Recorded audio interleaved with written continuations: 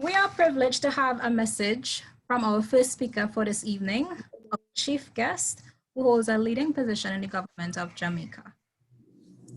Black, our analytical research assistant and experimental biologist, now has the honor of inviting our speaker to address the members of the conference.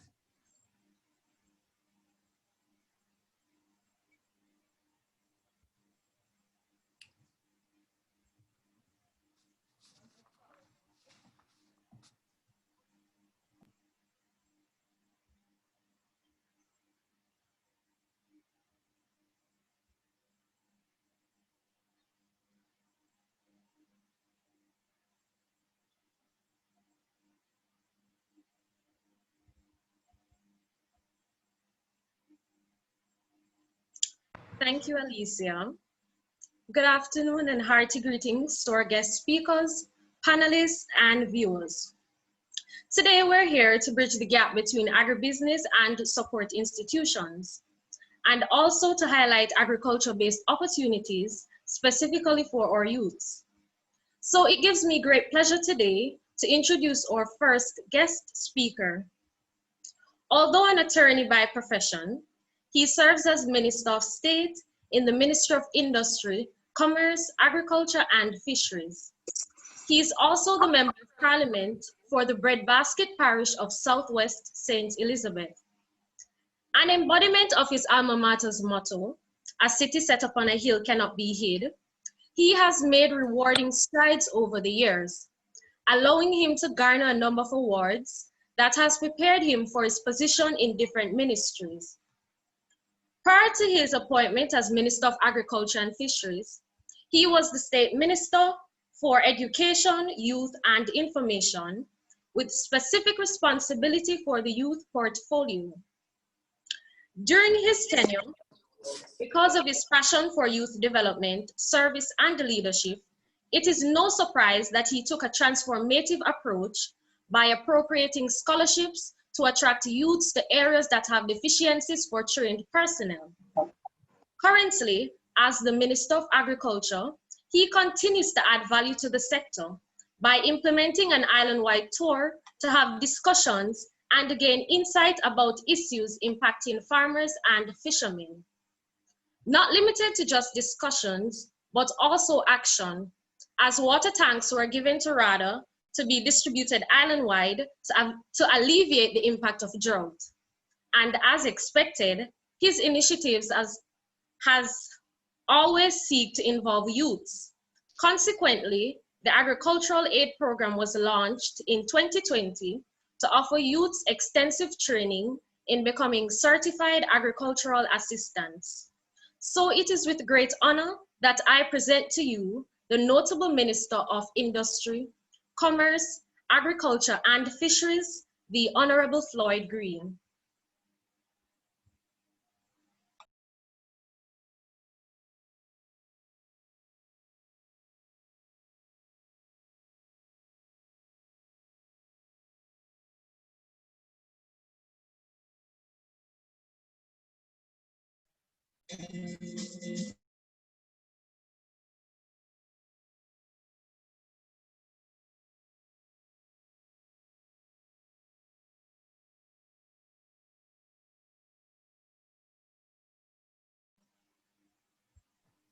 All right, so there's a slight change in the program. We would have to show Minister Floyd Green message just before the panel discussions.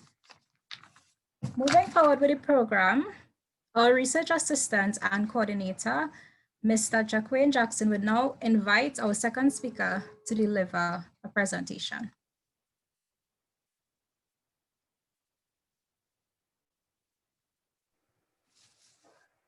All right.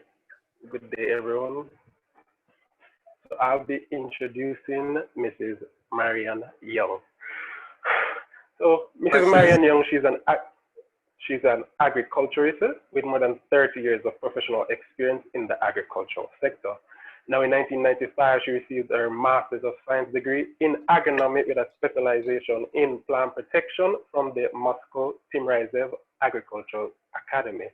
Now, over the years, she has worked at several agricultural institutions, including the Bodle's Agricultural Research Station, the Banana Board Research Department, the Ministry of Agriculture and Fisheries, and RADA, the Rural Agricultural Development Authority, where she's currently the Principal Director of Technical Services. She has both extensive knowledge and experience in areas such as pest and pesticide management, food safety, pesticide surveillance, pest response, climate smart agriculture, and project planning and implementation. Over many years, she's contributed both her knowledge and skills in capacity building in areas of good agricultural practices, integrated crop and pest management, promoted participatory learning through the mainstreaming of farmer field schools and the plant-wise program, which was organized in Jamaica to establish plant doctor clinics. Now, finally, but certainly not least, she has co-authored numerous research and technical publications. Ladies and gentlemen, Mrs. Mariana Young. Good morning, colleagues. Good morning, all. I'm very glad to see you virtually, and I'm asking if you can allow me to share the screen.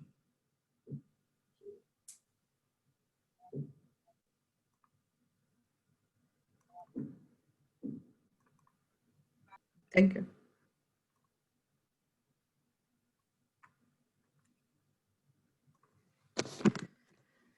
Colleagues, my presentation will be focusing on the business opportunities in agriculture as it exists now, and also emerging opportunities in the sector. Well, it's very important to have a preamble to re-emphasize that Jamaica agriculture sector plays a very important role in the contribution to the national food security and generally economic development. Sector employs a significant amount of labor force, which is approximately 22%. And basically, agriculture sector also involves approximately 250,000 or so farmers. When we we well aware that despite of the impacts of COVID-19, agriculture sector remained growing, despite of climatic impacts in terms of floods and rains, we continue to grow. And I must acknowledge that a lot of initiatives have been placed by the Ministry of Agriculture and implemented in the fields by RADA in collaboration with stakeholders in terms of production and productivity initiative. However, we're looking at the opportunities, and when we're talking about opportunities, it's very, very important to understand what are the dynamics of our importation of the food. So I'm presenting to you basically a breakdown of what we are importing in terms of the quantities and also the value in United States dollars by the categories. So the category of herbs and condiments, which is long list of agriculture crops, you can see we are, it's above of very, you can see the values. The fruits, vegetables, those are totaling of the significant amount of foreign exchange. When we're talking also about the opportunities, we also have to kind of look at what are the profile of the buyers in Jamaica, and where each person who is prepared to invest or prepared to engage will be fitting business, which will be considered. So it's very important to understand that we have a major players. One of them is agro-processors. So right now, based on the not 2020 data, but about 2017-16 data, we have approximately 150 active agro-processing operations. And they are mostly engaged in the beverages, juices, jams, jellies, spices, and the list goes on. The hotel sector, although we are now impacted by COVID-19, but presentation will be focusing on what hotel center would present before, and hopefully when we return to normality, it would be as strong as before the COVID-19. So the Data shows from the different studies that we have approximately 2,000 hotels, which represent 36,000 rooms. And therefore, it's not difficult to understand if capacities may be sometimes between 60 to 80, 90%. So it's a lot of people require food to consume. For some of the crop like cantaloupes and some other crops, the hotels basically are purchasing about 80% of what is available or what produced by local farmers. And that's why during COVID impact, we had to buy back produce, including cantaloupe, just to make sure that the farmers not at the total loss. We do have a chain of restaurants, and I'm talking about fast food and traditional, which is, you know, what we, on average, restaurant will go and have a meal.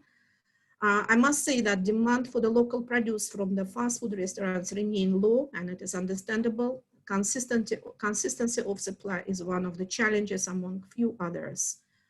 All right, however, there is a demand, and you can see the data. The demand is in terms of the kilograms and the value of the produce. Now, supermarkets is a very significant player in the local market where agriculture crops are sold, and we roughly have 40 supermarket outlets island-wide, and they're purchasing a wide range of the items, okay? And studies showing that up to 90% of what produced by supermarkets purchased from, you know, locally. So there are a list of the crops for each of the, and I will give you more detail at least. So those are from the studies done, marketing studies done by various institutions and organizations. So the hotels would demand onion, sweet potato, Irish potato, yam, cantaloupe, banana, some others. It's just a major items. Well, supermarkets have very long list of crops, but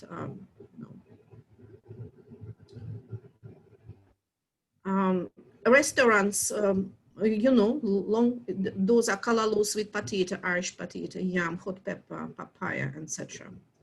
Now we do have exporters, and those would be fresh produce, callaloo, yam, sweet potato, peppers, pumpkin, dashin, turmeric, pimento, ginger, mangoes, breadfruit, coca, thyme, and scallion. Those are the major crops which currently, you know, would be major crops for the export. We do have processors, and currently we have demand for cassava, hot pepper, ginger, turmeric. Turmeric is demand is on the rise. Pimento, scallion, lemongrass, peppermint, and cerasee. Those are the crops which are interested, you know, interest to the processors. In the bottom of the slides, you will see references. So in future, if somebody wants to find those figures or information, you can access the PowerPoint and use that. Now, let's look at opportunities in crop production. I just listing a few crops which are specifically focused to the Ministry of Agriculture and Fisheries.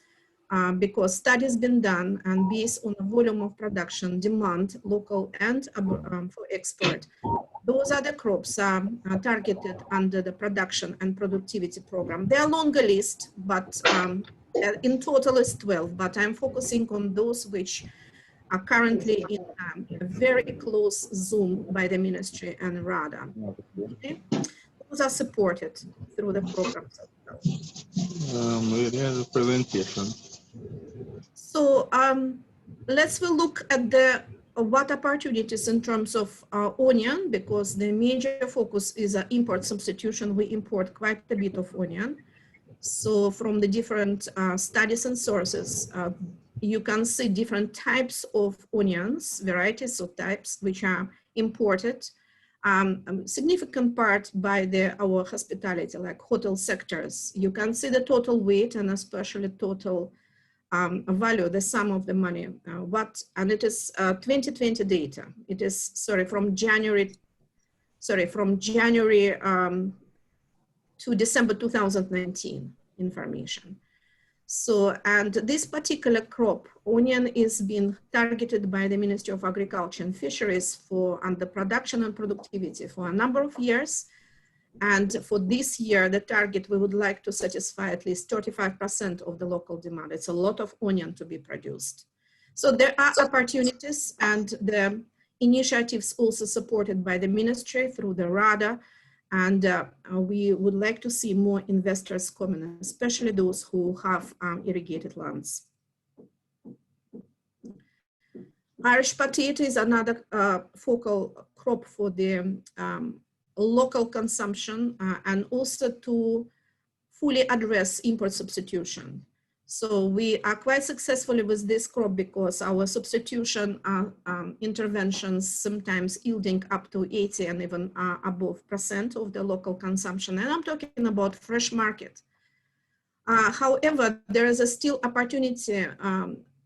A part of just fresh market, you know, like table potato, there are basically untouched on untapped opportunities for the value added, like chips and wedges. We import huge amount of both, and therefore there are opportunities. And I must say that there's some studies and research, local research being done on suitability of certain varieties for the processing and value added products. And that information is available to help to the interested person to take a decisions if they're going into this area. There is another opportunity. We finding that globally production access to the seeds of Irish potato, which has just a few countries, Holland, Canada, and some in the United States, it's becoming challenging in terms of, first of all, impacts of climate change, secondary impacts of the global demand, generally growing population, and prices, accordingly, prices are increasing. So we found that if we have a seed production or seed certification program for Irish potato, which we initiated at the initial stages, that would be a great investment opportunity in agriculture sector and also well-being of this country itself. This crop is definitely supported by the ministry, and there are good opportunities both for the table and processed potatoes. I'm sorry, can I ask you, do presenters see my PowerPoint presentation? Hello? Yes, we do. We're seeing it. I'm sorry. Okay, great. Because, all right, let's look at the ginger. Ginger is a crop which is currently in very high demand due to a number of factors which I'm not going into. What I want just to say that those are figures for the, and it is 2019 figures in terms of importation of the ginger in a processed and fresh. So we do have demand on the local market as a fresh ginger. We do have very high demand in from the processing industry, like teas and processors, value added.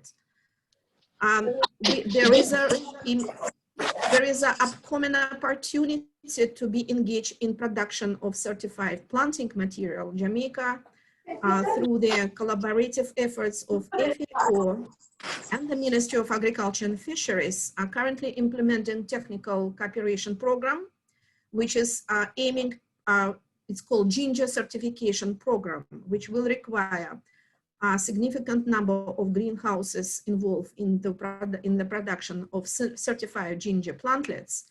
So we are currently looking at the potential investors who will be trained, and you know, there is a system will be put in place where the contractual arrangement, prices, all of this will be pre-arranged. And this is a great opportunity, and we hope to hear from any of our potential investors. The ginger for the local markets is also supported under PIP, which is Production Productivity Program of the Ministry of Agriculture and Fisheries, where we, while the clean seed certification program will come online, basically within next 2 to 3 years, fully unroll it, rather still continue to support ginger production as is now.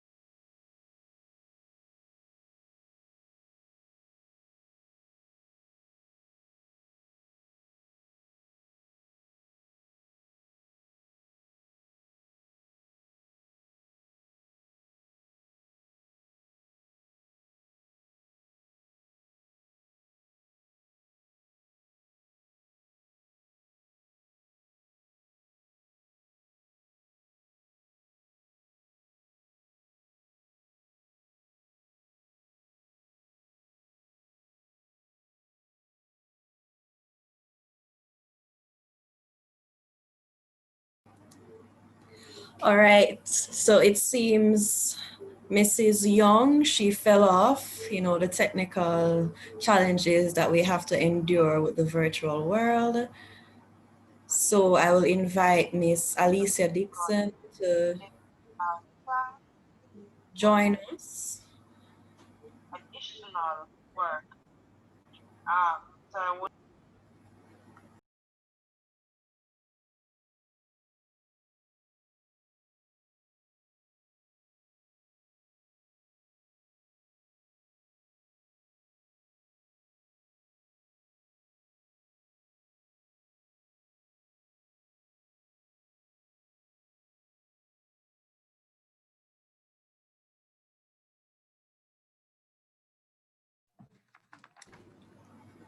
Thank you for bearing with us, everyone. We are having lots of technical difficulties this evening.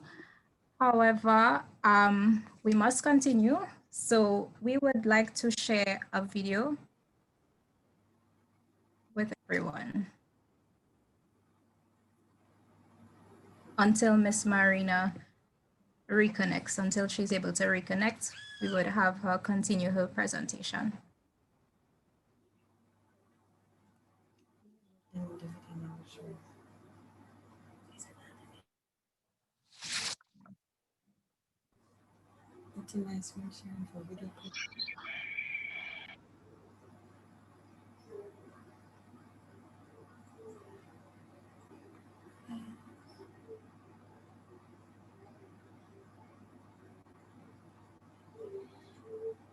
This is bad.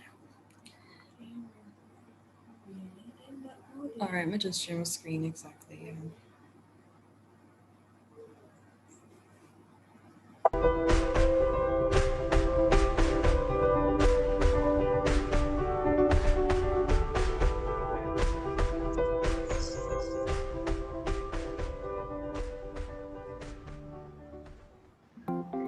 Agriculture has continued and remains to be the foundation of countries worldwide.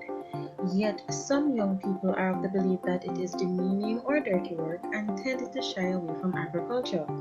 But did you know that there are thousands of young entrepreneurs in agriculture and the numbers are increasing right here in Jamaica?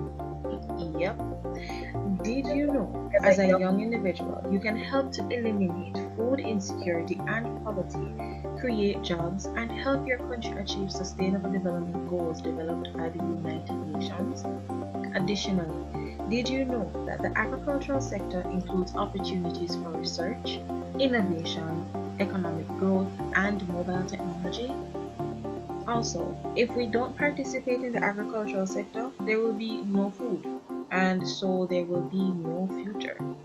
Interested now, right? Searching for solutions and employment opportunities in agriculture can be overwhelming, and not knowing where to start can be frustrating. But we may just have the solution.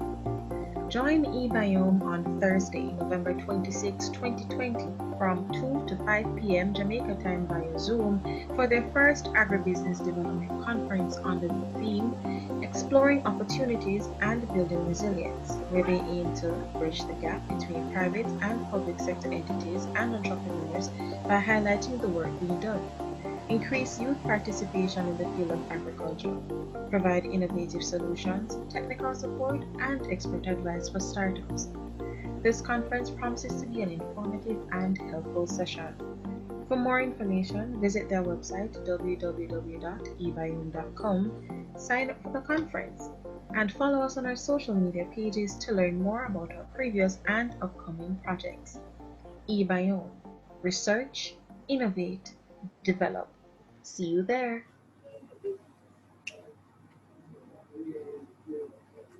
All right, so thank you, Lanika, for sharing that video.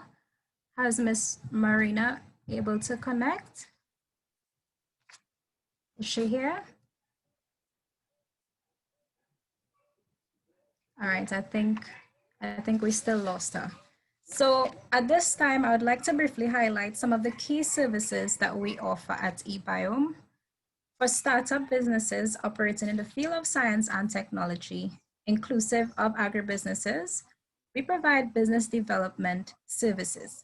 We also offer research and product formulation development, grant and research proposal writing services, product testing, product research and designs, market research, technical support, renewable energy solutions, and capacity building trainings and workshops.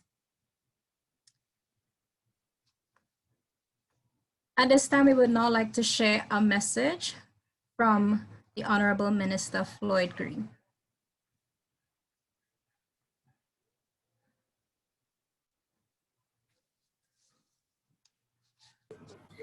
Hi everyone. So sorry for the delay as regards to the message from the Honorable Minister Floyd Green.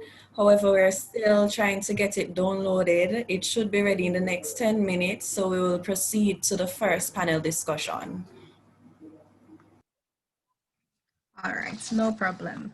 So taking our evening further, I'm to begin the second segment of the conference.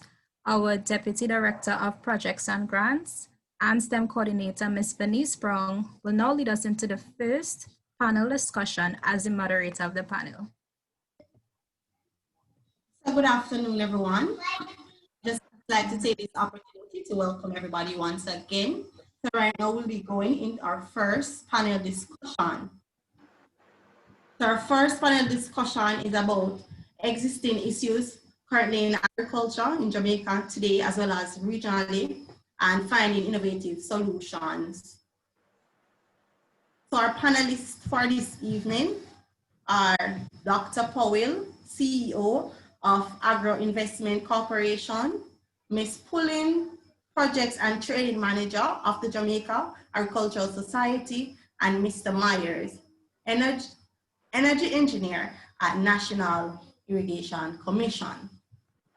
The first question to the panelists are, what do you believe are the most pressing issues facing agribusinesses across the region?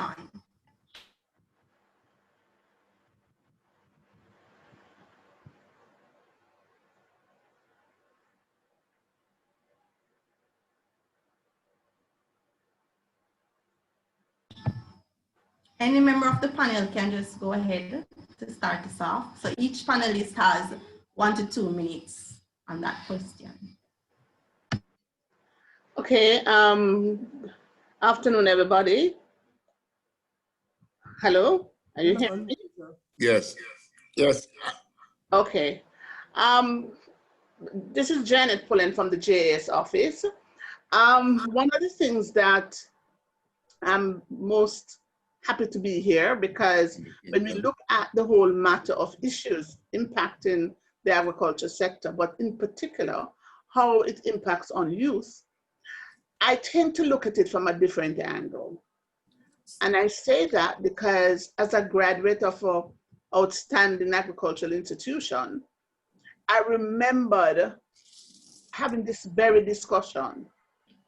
And then I went to the library after that, and I found that there was a discussion very similar to this in 1955. So what it has been saying to me is that this particular topic is reoccurring every year. The same questions are being asked, and the answers seem not to be going anywhere.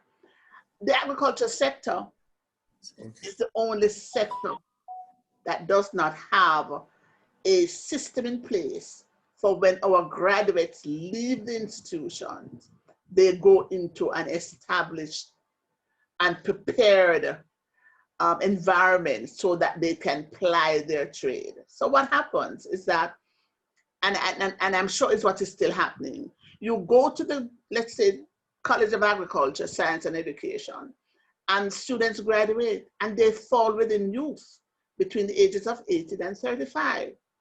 And when they leave, it's the only institution or the only sector that does not have anything happening out there for them. So what happens is that they come out, some become teachers, nothing wrong with that, we need educators.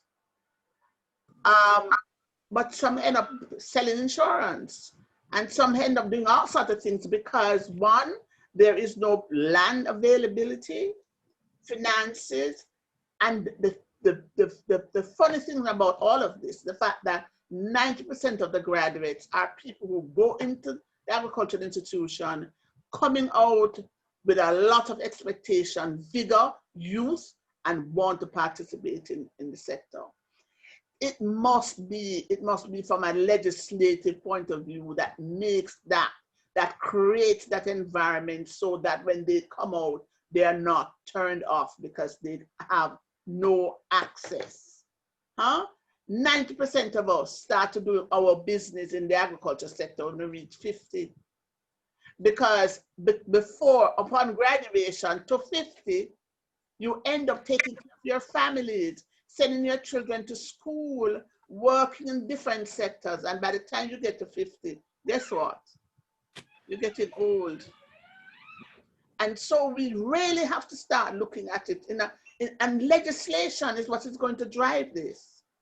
Because the agriculture sector is not for the weak heart. You have to have that inherent love for the agriculture sector for you to remain in there. So although we're here promoting young people to come in, if young people come in the system and the system is not nurturing them adequately, they are going to get frustrated and come out of the system.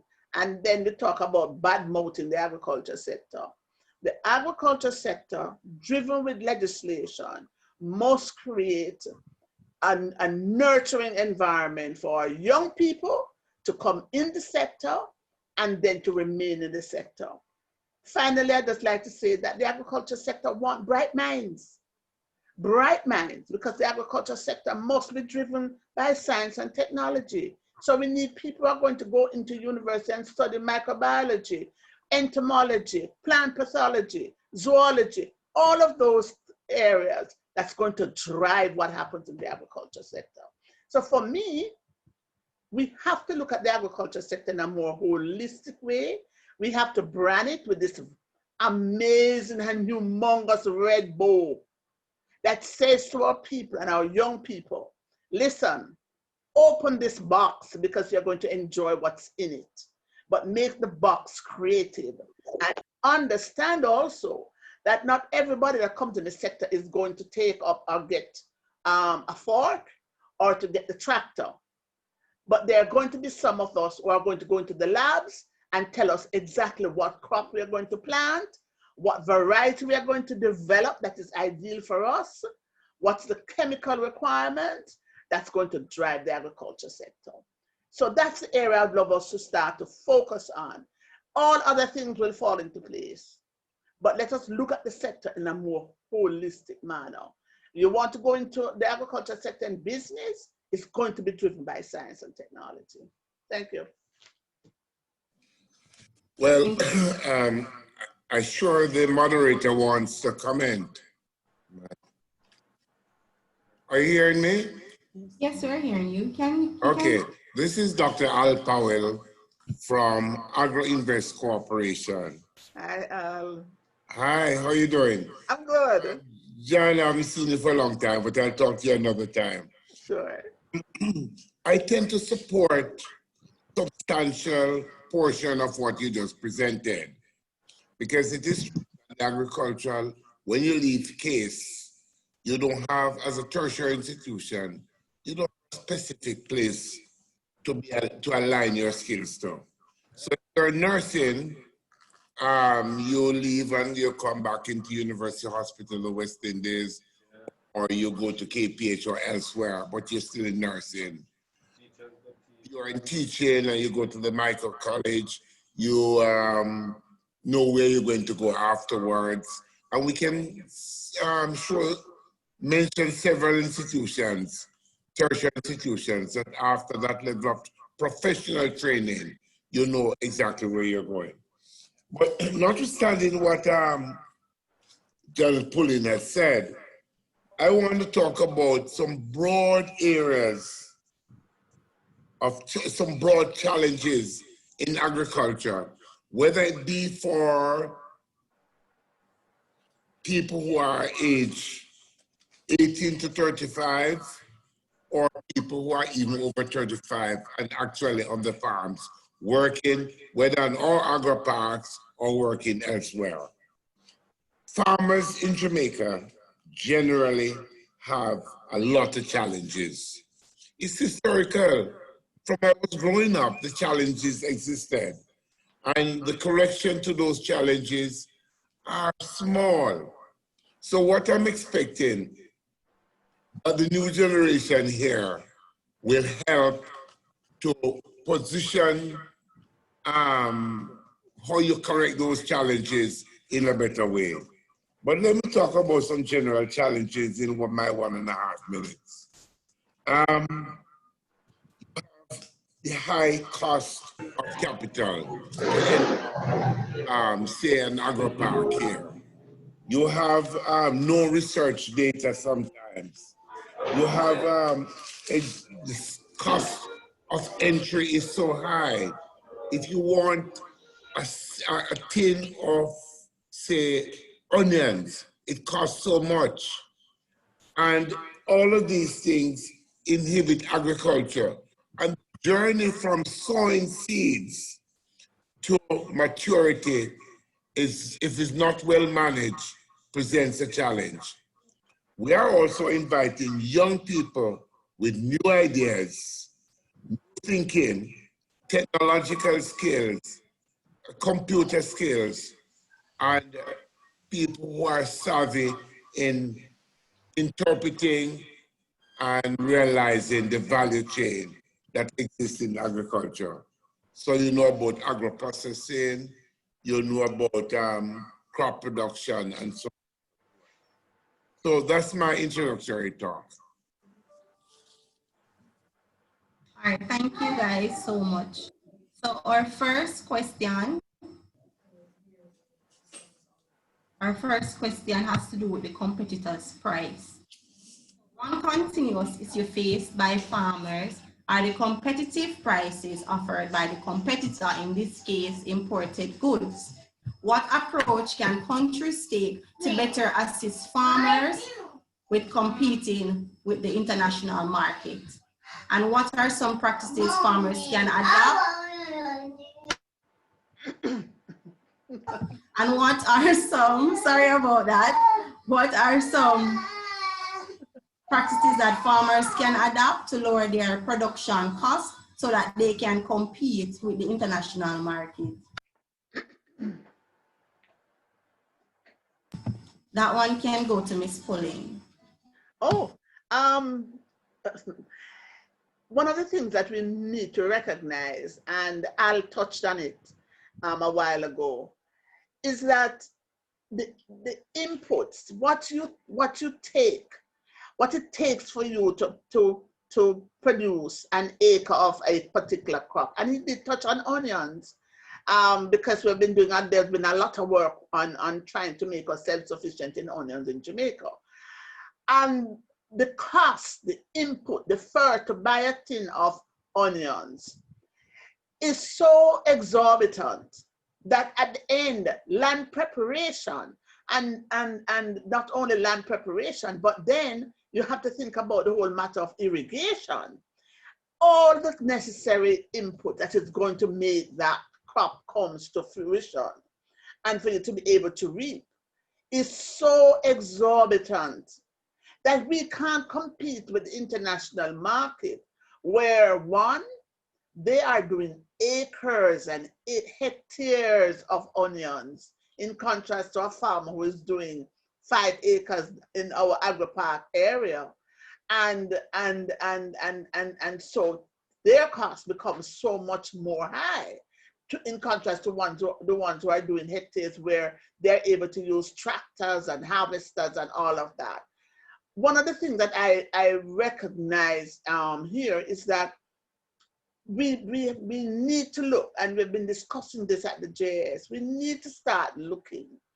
When we go on our agri-park, is it that we can go and we can say, all right, if you come on the park, we are going to require you to plant 5 acres. Everybody's going to do 5 acres or 2 acres of one particular crop that will give you quantity. I don't know. But one of the things that I am sure of is that when you have more acreage and you'll be able to cut down and reduce the cost of, say, land preparation, or even the whole matter of harvesting and all the necessary input that's going to be. When one person is doing it, his cost is going to be extremely high. And so competing with the importation is going to be a no-no. Government will have to find ways of how to balance importation and what our local farmers can produce, and at a competitive price. Okay, thank you. I heard you mention about having, so do you suggest that having more than one farmers, like within a specific area, to plant per se crops? For example, the onion, so you have, for example, you have 10 farmers in a geographical area who their key production will be a specific plant. In this case, as I mentioned, the onion. So are you suggesting that that will be one way in which we can cut the cost to our produce? I would think so. I would think so, because what you'd find happening is that, let's look at the whole matter of tractor service. If 10 persons are on a particular area doing 100 acres, and the tractor comes in that community, in that area to do land preparation, the cost for that service reduces, because, for example, that each person would not then have to be paying for the movement of the tractor from, say, point A to point B, because everybody would be in the same geographic location. It also would also mean how you link your seedlings, how you buy seedlings. So the more you're able to buy, you reduce your costs. The more you're able to buy in bulk, you'll be able to get better prices. So it's not just, for me, it's not just a matter of saying, I'm zoning this, but zoning with a purpose. It must be, you must have an objective, and the objective must be quantity, acreage, in collaboration with production and quantity. Yeah. Can I just come in on this? Yes, you may. For about a minute or a minute and a half. Yes, just a minute. I come in on this. The theory that or what Janet has advanced is very valid, because we on our agro parks, which is a large acreages, continuous acreages, tractors to do the work for farmers, and we can negotiate because of the volume. We can buy for them in volume. We can develop economies of scale. But if you're an individual, it's very difficult. Yeah. To hire a tractor for 2 squares. We can hire a tractor to plow 10 acres, 15 acres, 20 acres, 40 acres, 100 acres. And in so doing, based on that, we are able to discuss and arrange better pricing for the individual farmers. So even though 10 farmers own 200 acres, we can get the tractor and negotiate for them to plant, to plow the 200 acres or do whatever, make beds or whatever, because it's better and easier and better economies of scale. And if I may say so too, Al, it also helps when it comes around to getting the matter of technical support and the sharing of information and the gathering of data. Yes, indeed. Well, just to quickly plug in something, we invite young people to apply to Agro-Invest to take advantage of the agro parks that exist island-wide, because we have the technical support on the farm where we have management, we have irrigation in most cases, and we have the technical team here in-house to help you write business plans and to support what you're doing. Yeah. Okay. Hi, Hi. good afternoon. Okay. Hi. Good afternoon. So I'm seeing Mr. Myers. You're here. You're the energy from NIC. Yes, I think I was a little too slow on the unmute button at first. But just to add, you know, Janet and Dr. Powell brought some very good points in terms of the issues being faced within the sector. But one of the things I'd like to add, and we have seen the land availability issues being somewhat key to the introduction of the agro-park. And also there is a bit of research and development that has been happening with the government agencies, things such as crop variety and the seedling, the quality of the seedling that have been coming out. So I think these are the areas that in which the countries can assist farmers to improve, as well as marketing. You don't want to pull something out of a ground and basically throw it into a van. You want to ensure there's a market for it before you pull it out of the ground.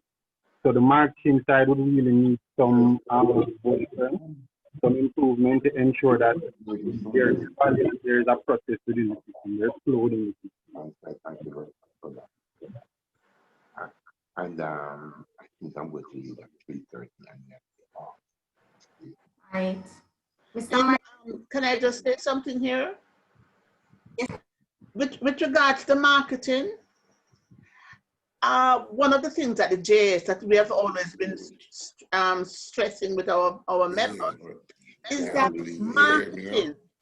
marketing is, for me, there is not an issue with marketing. I'll be very honest with you. But what the farmer needs to understand is that when a buyer will send a truck down to Clarendon to buy, let's say, carrots, he's not going to send a truck for a square of carrots.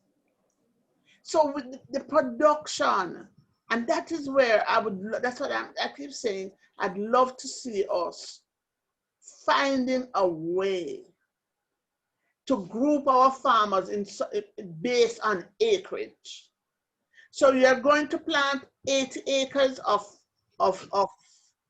whatever the crop might be, so that that particular area is known to produce this particular crop, so that when whoever is going to buy, whether it's a processor, a grace, or whoever, knows that when the truck comes in that particular area on Tuesday 8th, they're going to get a truckload of stuff. But they're not going to. And when you, and the farmer, and I'll be very honest, the farmer is understanding that. The problem is that the farmer is having issues with the initial costs to invest to make it profitable. And so that's where, so I'm not really worried so much about the marketing at all. I'm just worried about having the quantity to drive the market. May I, as it obtains to marketing, the model we have here at Agro-Invest, which I love to my heart, is that if you're coming on our agro parks, for example, and we keep inviting people to come, you have to write a business plan, and attached to the business plan is the products you'll be growing and what market you'll sell them in. So you are having contracts with Grace Kennedy, with other people before arrival. So whenever you're growing your crops, you don't have to have a heavy heartbeat because where the market is, because you already know where the market is. But I think one of the things, Janet, that we in agriculture must work out is how the distribution can go. Because you'll have Trelawney being flooded with, say, papaya, and Kingston, Spanish Town, are flooded in Trelawney at, say, $150 per pound. And in Kingston, there isn't any, and it's $340 per pound, substantially more prices. So how do you get the distribution going? And Agro-Invest is thinking about, is discussing how we can help to get farmers island-wide have a better distribution for their products, and how they can, how the transportation of products will work and the costs associated with it. And we'll have a discussion. We will. Please do anytime. Yeah. Definitely. Okay, so we have a question from the chat. I'll just read it as I see it. The person said, I acknowledge the challenges and setbacks mentioned earlier, but I note that Ms. Pullen suggests that we have an open mind and not think agriculture is farming. Agriculture is farming. So I was wondering about the measures we are currently taking to overcome adversities and try to make these opportunities available to open-minded individuals.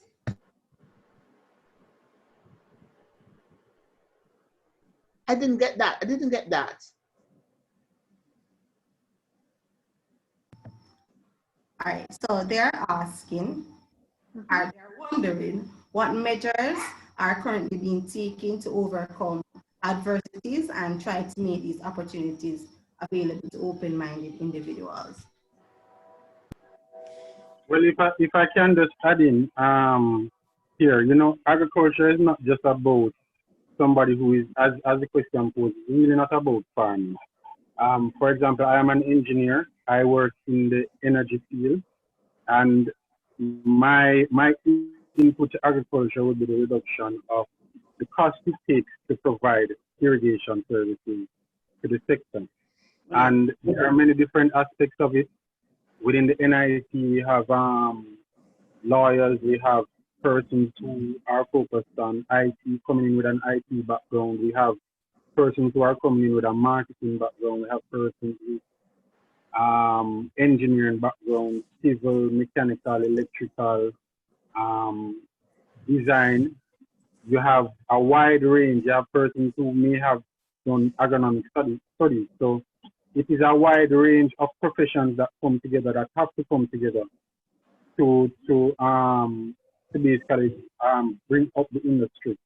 So yes, most persons will be coming from the agronomic side or have that agronomic background, but there are a wide range of opportunities in terms of job opportunities and everything else that can be offered within the sector. I'd just like to add to that. Please add. Go ahead, Ms. Right. All right. I'd just like to add to that. I taught for many years within the sector, and I've always said to my students that we work with dirt, but we're not dirt. And one of the things that I've always asked them to do is that the agriculture sector embraces 72 different areas before you, and I remember our old days going to the good old Jamaica School of Agriculture, and it still exists as case, that there were so many different areas that you had to do before you say you were going to get that diploma or associate degree. But one of the things that I really want to say is that, and I'll share this as an example, in 2019, we had a conference looking at women and their contribution to the agriculture sector. At that conference, we highlighted 20 phenomenal women. And my daughter, who have been trying to say, why don't you go to CASE? I would like you to take up an arm within the agriculture sector. And she says, no, mommy, there's too much pre-dialysis. I can't manage this, because she has seen her father and her mother go through this issue. But then at the end of the day, my daughter is studying microbiology. And when I sat down and her dad sat with her and showed her, she said, listen, you are going to be going out there to study viruses and diseases and all of that. That's paramount. That's paramount to the sector. Every single year, there's a different strain of worms, or there's a different insect that is coming and whatever. There's the legal aspect to it. There is so many different areas. And what I keep saying is that we need the brightest minds to run the sector. The agriculture sector is a science, and it encompasses all different areas. We want fabulous graphic artists, because we want people to make the most beautiful labels that when they see, people eat with their eyes, so that when the thing goes on the shelf, people gravitate toward it. So I want us to look at the agriculture sector in an inclusive manner, all the different areas. We want great entomologists. We want people in the physics. We want people in chemistry. We want people in management and marketing. And that's where we want to go. Yes, we want the farmer, and we can't leave him out, but it must be driven. So when Al goes on the agro park and we are going to talk about a particular crop, it's backed up with the science, and he can say to them, instead of taking 9 months to grow this, using this approach, we are going to be able to do it in 6 months. I have to intervene without even being given authority here, because I couldn't more than agree with Janet about what she has just said about being entomologists. I know the key area that we are inviting people to work on is biochemistry. Yes. If you don't do biochemistry, you can't solve and find some of the diseases and that affect plants and how to treat them. So she's very right that you need all the people around, entomologists, microbiologists, biochemistry, just about everything. Because as Janet has said, agriculture is a science. And it's not necessarily, we view agriculture too often as a man walking in water boots with a cutlass and what else he has, a file? And a maga dog. Yes, that is not agriculture. No. And even though we're developing state and evolving in some of the practices that we normally, some of the practices we normally adopt. But if you look at big countries like the United States and how they operate agriculture and their importance to the national economy, because agriculture is very important to the national economy. And although it boasts only about 6% contribution to GDP right now, it's expected that based on what the government even wants and the amount of encouragement and incentive the government is giving right now to be in agriculture, sooner or later, we'll be at the 7% point in terms of contribution. And thank you very much. I am in total agreement with all that was mentioned earlier. So Ms. Pullen mentioned about predator larceny, and I do have a question surrounding that topic as well as the irrigation system. Like how we're basically short for time, I'm just going to say both questions, and then each panel have about each panelist have about 3 to 4 minutes to answer the both questions. All right. So the first question, the predator larceny question. Predator larceny has been recognized as one of the constraints to sustainable agricultural development in the region. A 2020 survey carried out, 1 minute.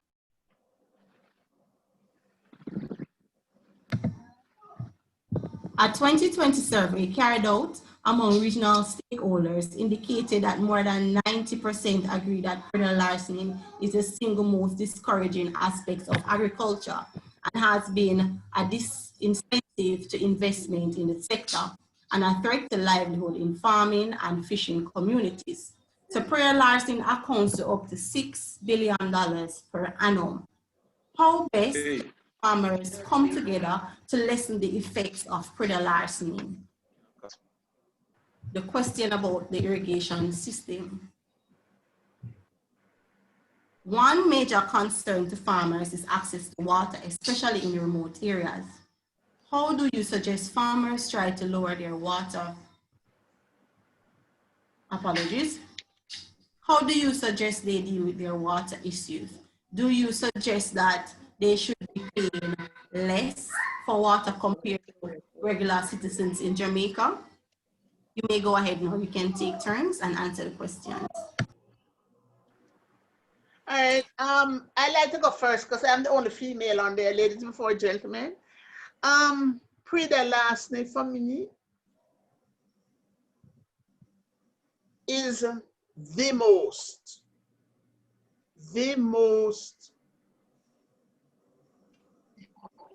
important aspect in either encouraging or discouraging somebody from staying within the sector. And the bad thing about it is the fact that we have what we call a pre-the-last unit in the ministry. And the ministry over the years have always been trying to address this matter. But I have news for everybody. Pre-the-last cannot be addressed by the unit. You have to come down on the bottom floor and get in touch with the farmers, because pre-the-last start, to address pre-the-last, they have to start from where it starts. And every farmer know how it goes. Every farmer have an idea. The worker know what it is. And I'll give you an example. I never know people could thief sweet potato. I never knew people could steal sweet potato. And I swear that when you read the potato, you're getting everything. Well, news flash, it brought to my attention that when they dig the potato, if you're not there to walk the field and make sure you rub your hand or your foot in there, because they hide off the best of the potato underneath the vines, and you swear you get everything, when in truth and in fact you're getting none. So the pre-the-last, to address pre-the-last, will need to us to go down in the field, talk with the farmers and the workers, and devise strategies from there. We can't do it from the boardroom. I'll be very honest. We cannot. And that's my views where pre-the-last is concerned. And when we are prepared, there must be laws. The laws must be such that it makes sense. You can't go and rob somebody and then they go to court and they pay a $20,000 and they go home. No, no, no, no. It must mean something so that when they do it, and if they're caught, they know they're going to pay. That's my views on it. And one of the things that they must pay is to go back on there and work and pay back. My views on it is just very radical. I'm sorry.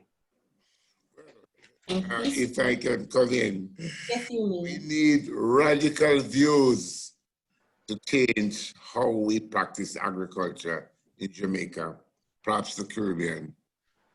But pre-the-last, I would say, is the most devastating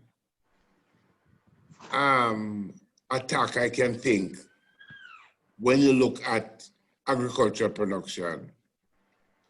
You are growing peppers, for example, and you pack your peppers. You sow the seed, you make the beds, sow the seeds, spray the crop, protect the crop until maturity, and you reap it this night, store it in your warehouse, and somebody comes and steals $80,000 worth of peppers. You can't even pay your workers. You can't pay your bank loans. You can't pay back several, not even if you lease lands from Agro-Invest, it affects your payment. Yes. I think it is a broad approach to solve pre-the-larceny. And I would say the approach is rooted in what Janet Pullin said. But I would say, I would add that you must have the legislation and have the bigger police catch of these things. In my words, the police are not really looking out for pre-the-larceny people. You need a series of protection for the farmers. And if you don't get that, some people are going to get out of agriculture. So you need the people on the ground, you need the legislation, you need community groups to form themselves into community groups to protect what is planted and can report who is doing it. This hush-hush thing can't work. But I think the government at this time is giving a more prominent and more great attention to Prida Larceny, and is thinking of increasing the charge for anybody who is involved in Prida Larceny and so on. But it is something, if you have 5 billion worth of loss to Prida Larceny, you have another maybe 5 billion left in the field because no planning for marketing. That's 10 billion. And then you have billions elsewhere to account for. How would agriculture remodel itself, reshape itself, become very profitable if these factors are not addressed? That's my little contribution here. All right, thank you. So we'll take Mr. Myers now. Mr. Myers, you have 3 minutes. I would say, Prida Larceny is a very difficult thing to manage. I have done a little bit of my only experience with farming is that we had an agronomic research that I was supervising. And I remember that field got flooded because of a heavy rain, January 20th. And it was a devastating feeling to know that you lost a crop due to rain. So imagine that you'd have put in the input, and remember, farming is not or that side of agriculture, the crop production side is not a 9-to-5 job. It's not a Monday to Friday. You have been inputting days, weeks, months, hours of hard labor into this thing. So to lose it overnight so you've been carrying the overheads all along, and to lose that overnight is a very devastating thing, I can imagine. So, of course, with the legislation, it needs to be ramped up to turn off persons from committing this act. But at the same time, given the, it's a difficult thing to manage. We can do record keeping as much as possible. We could, the agro-parks, I think, is a much better environment to negate the effects of it, because if you are in an agro-park and you see a strange vehicle driving, it's much more difficult than being in a residential area or a built-up area and you see a vehicle driving in. The partnerships and communication are also going to be critical to negating the effect.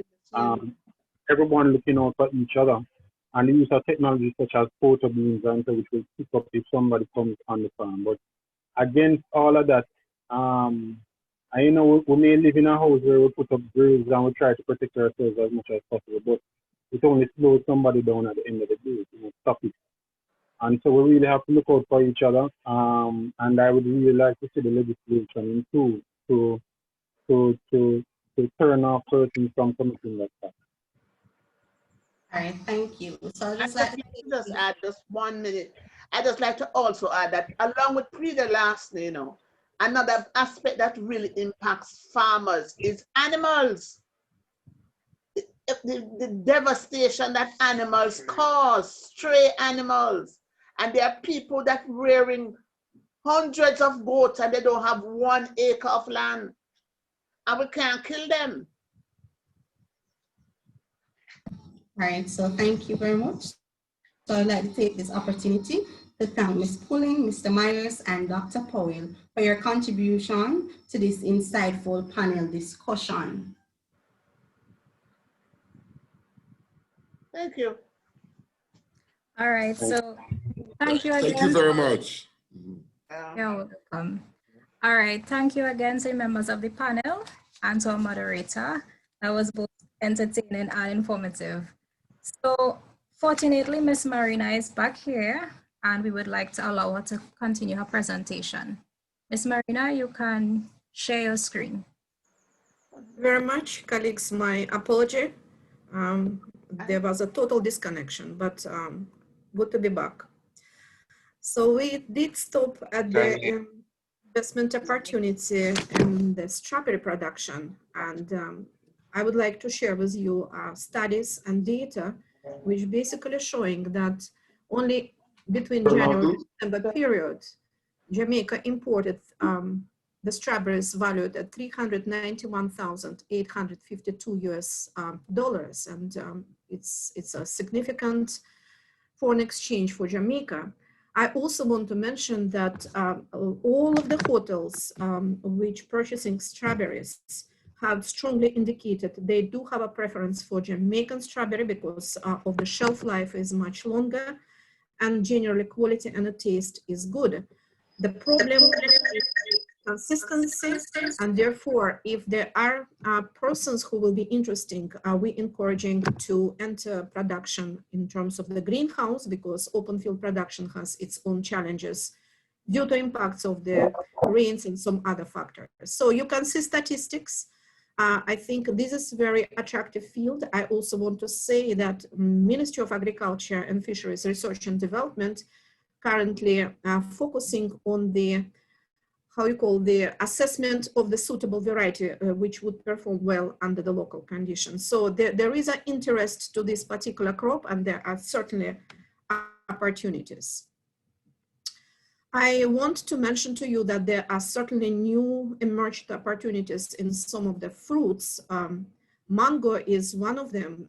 As you know, for many, many years, our fruits could not enter markets like EU or United States due to certain phytosanitary issues.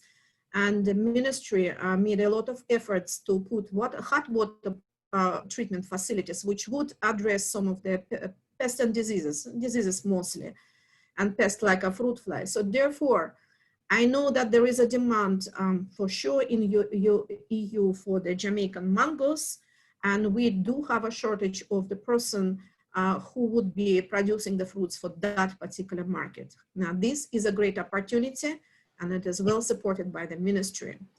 There is a high demand for the lime, and I'm saying hospitality sector, but generally due to impact of the citrus greening, the generally citrus production declined, and therefore farmers who actually learn how to manage diseases and to sustain production are basically smiling now because the prices are very attractive. So while lime is a high demand for hospitality, also for the local production, lemons and oranges, we see increased demand for the local market because a lot of persons have a health conscience concerns and are looking for increased consumption of those fruits. I would state also lemons specifically in a high demand.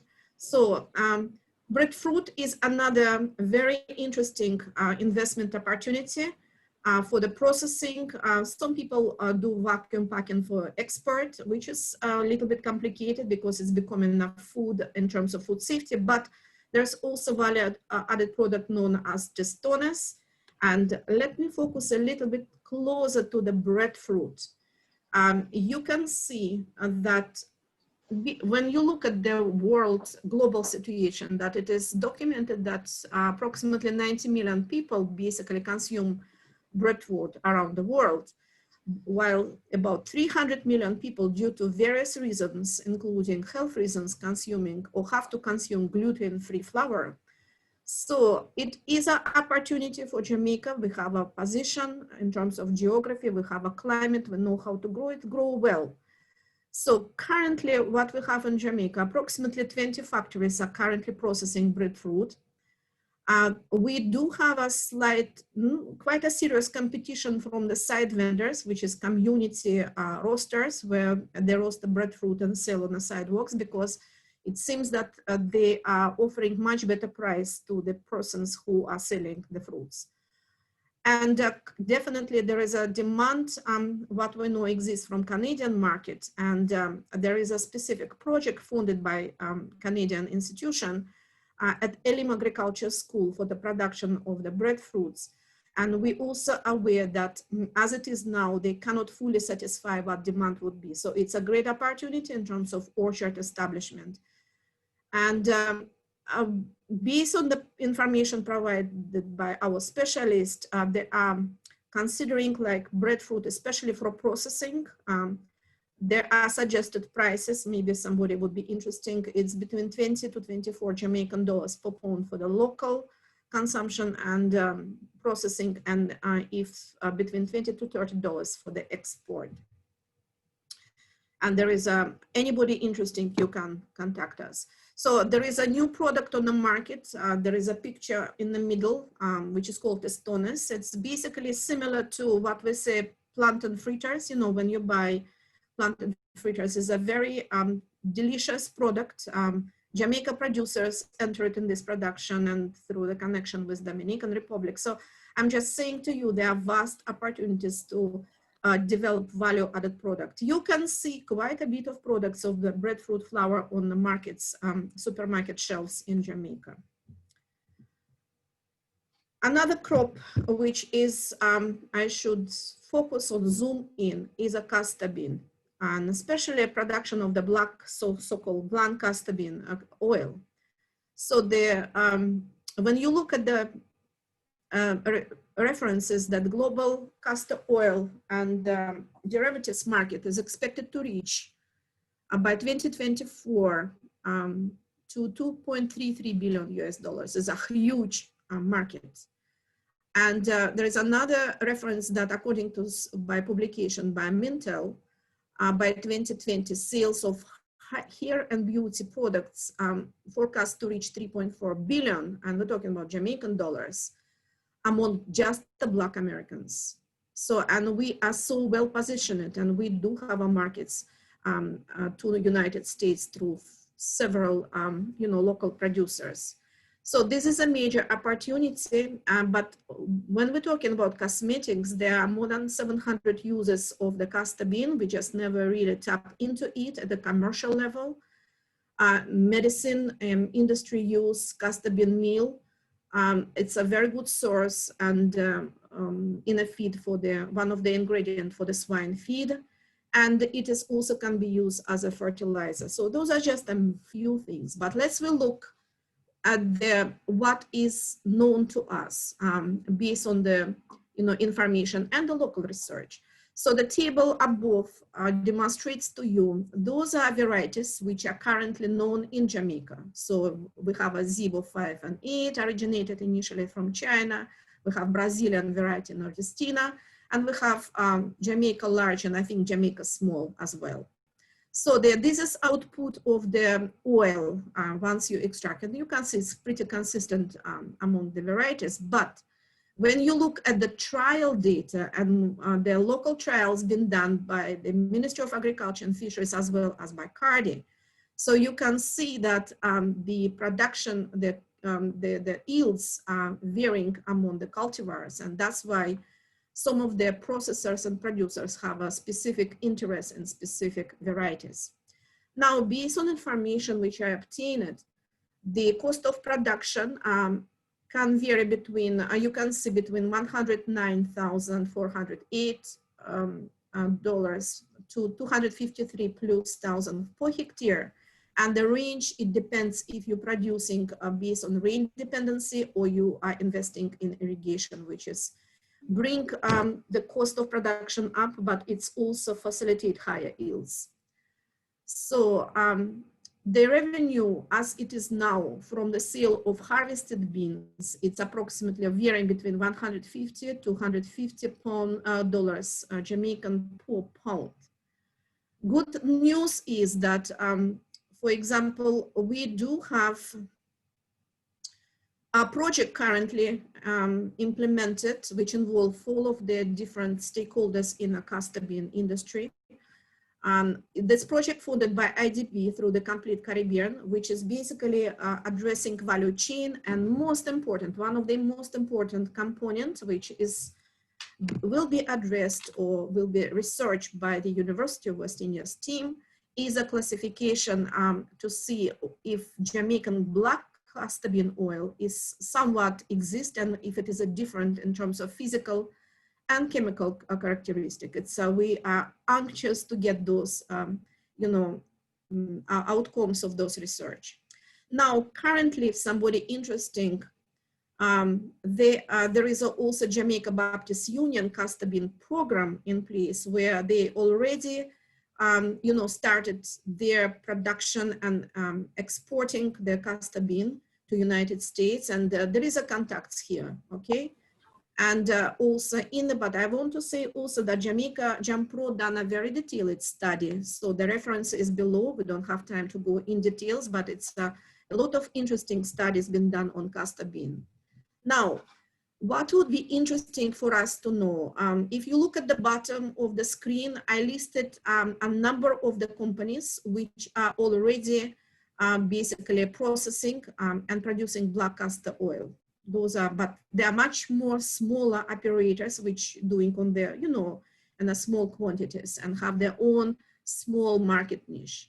Now, those are, it's been said that the prices are very attractive for Jamaica black castor bean oil, and I will give you comparison. For example, what is a world and what is a Jamaican prices. So you can see that prices for Jamaican black castor bean oil, which are currently produced and exported, are definitely notably higher than it would be for either castor bean or even black castor bean oil from other sources. Okay, so this is for the decision making for the persons who will be interested to look at that particular crop. There is a market potential and quite a bit of initiatives done before to now on mushroom production, and I'm keep it very close to my heart very personally, because what happened, the mushroom production can start from the very basic facilities, and it is highly suitable for involvement of the youth, especially many of the youths do not have access to land. It can start from a small unit and it can be expanded with the time. So the mushrooms, as it is now, it is produced for the fresh and of course value added, right? There are concern about species of mushroom, but let us do something. This is something what we can look closer, zoom closer, and country can benefit tremendously. So it's a fresh and dry, and in terms of value added, which is to be a focus on specific project, which is currently being, you know, at the initial stages of the implementation. At the look at the value added, like a seasoning, medical mushroom products, snacks, additives, powdered mushrooms, and of course, cosmetic ingredients in the cosmetics. All of that is possibilities, and therefore we need to look seriously at this particular aspect, because it can provide livelihood to the youth and their involvement. And of course, information is available. You can access it, those who are interested. I cannot not to mention bamboo. Bamboo industry has a potentials. We do have association, which is, you know, join the people who are very devoted and very, you know, ambitious about development of industry. You can see the pictures. It's pictures from Dembe. A variety of the products, and it could be used locally, and it could be used for the export. What I also want to say that Jamaica Bureau of Standards are basically hosting Bamboo Association under their arm, and therefore I know that if this is to develop, we're going to be doing great with that in this particular plant. Now, very quickly, we're going to look at the investment opportunities in the livestock, focusing on just a few. This is the data, which is basically demand by categories: goat, sheep, beef, and dairy. And you can see a percentage of consumption and percentage what we are importing. So definitely there are a lot of space for us to invest in this, in a livestock, because of the percentage of demand satisfied locally. It's pretty low across. Now, just to general information, not to get boring only with the text, those are the beautiful breeds of what available locally. And this could be our pride as well. And I will share with you data on the sheep and goat meat. If we're going a little bit back from 2019, 2014, this is a percentage which we satisfy by imports, which is very pretty high. All right, so those are the graphics, which I don't want to spend much time, but it's a good opportunity to look despite of predial larceny, because maybe there will be investors who will be helping us with some technological solutions as well to address predial larceny. Now, this is more recent data, and I want you to look very closely. It is up to 2017. So you have basically two categories, lamb and mutton and goat meat. You do have importation, volumes in kilograms, mutton for mutton. And this is the local production. So what you should focus at the demand fueled by the local production, and I put it in a bold script. You can see that over the years, we really pretty low. And lately, as 2017 for the lamb and mutton, we satisfy only roughly 0.5% of what we import. The picture for the goat meat a little bit different. And you can see that over the years, through the various efforts, we kind of improve on satisfying demand, but there is approximately what, maybe 16% still, you know, for the investors to look in this particular production aspect. The opportunities are to be highlighted. First of all, the market is readily available. And we know that Jamaicans have a particular preference for the type of the meat. The good thing that it has no religious taboo. Everybody, you know, similar like taboos would be with the pork and some other, even beef. And there is a market potential in value-added products, which is milk, cheese, leather, lamb, and sausages. You just name it. And of course, there are some other products. There is a growing hotel demand, and there is a need for semen, live animals regionally, which is good. We do have available genetics locally, which is advantage. And of course, we have a knowledge base, which is technologies for artificial insemination and embryo transfer. And I also want to mention what is not on the bullet points, that the goat meat is the only meat which has a, how I call alkaline base. The rest of other meats, they are acidic. And you know that it's not so good for the digestive system and the health. Just example that we do have a local, innovative people who produce in a small quantities of various crafts and value-added products. Let's look at the beef breeds. Those are ours. We have to be very proud by Jamaican Black and Jamaican Pole. It is something that maybe sometimes we're taken as a granted. It's a genetics, and we have to hold to it strongly.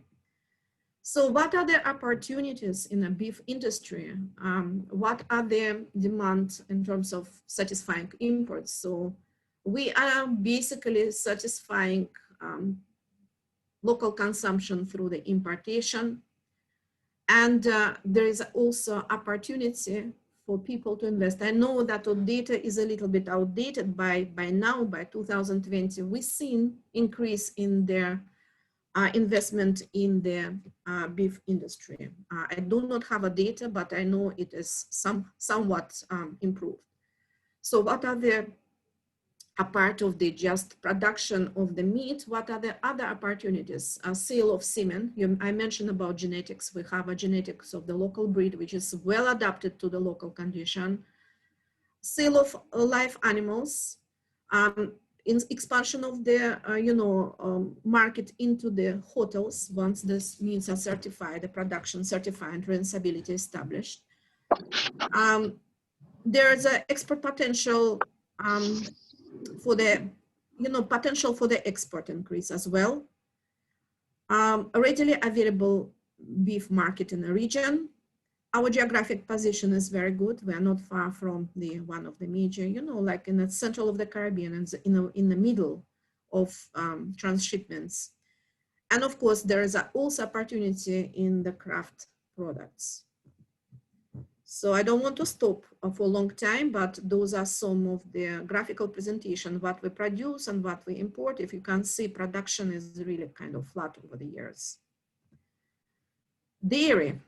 Again, we do have a genetic, we have Jamaica Hope, well adapted to local condition, and especially when we have climate change, it might not produce a lot of milk, but it is very resilient animal. And when you don't have rainfall, those animals will still produce reasonable amount. So what is happening with dairy industry? We're producing only 11% of the national demand. As it goes to there's a demand also from the school feeding program. The available market, which is cottage industry. And of course, we already spoke about our climate and topography.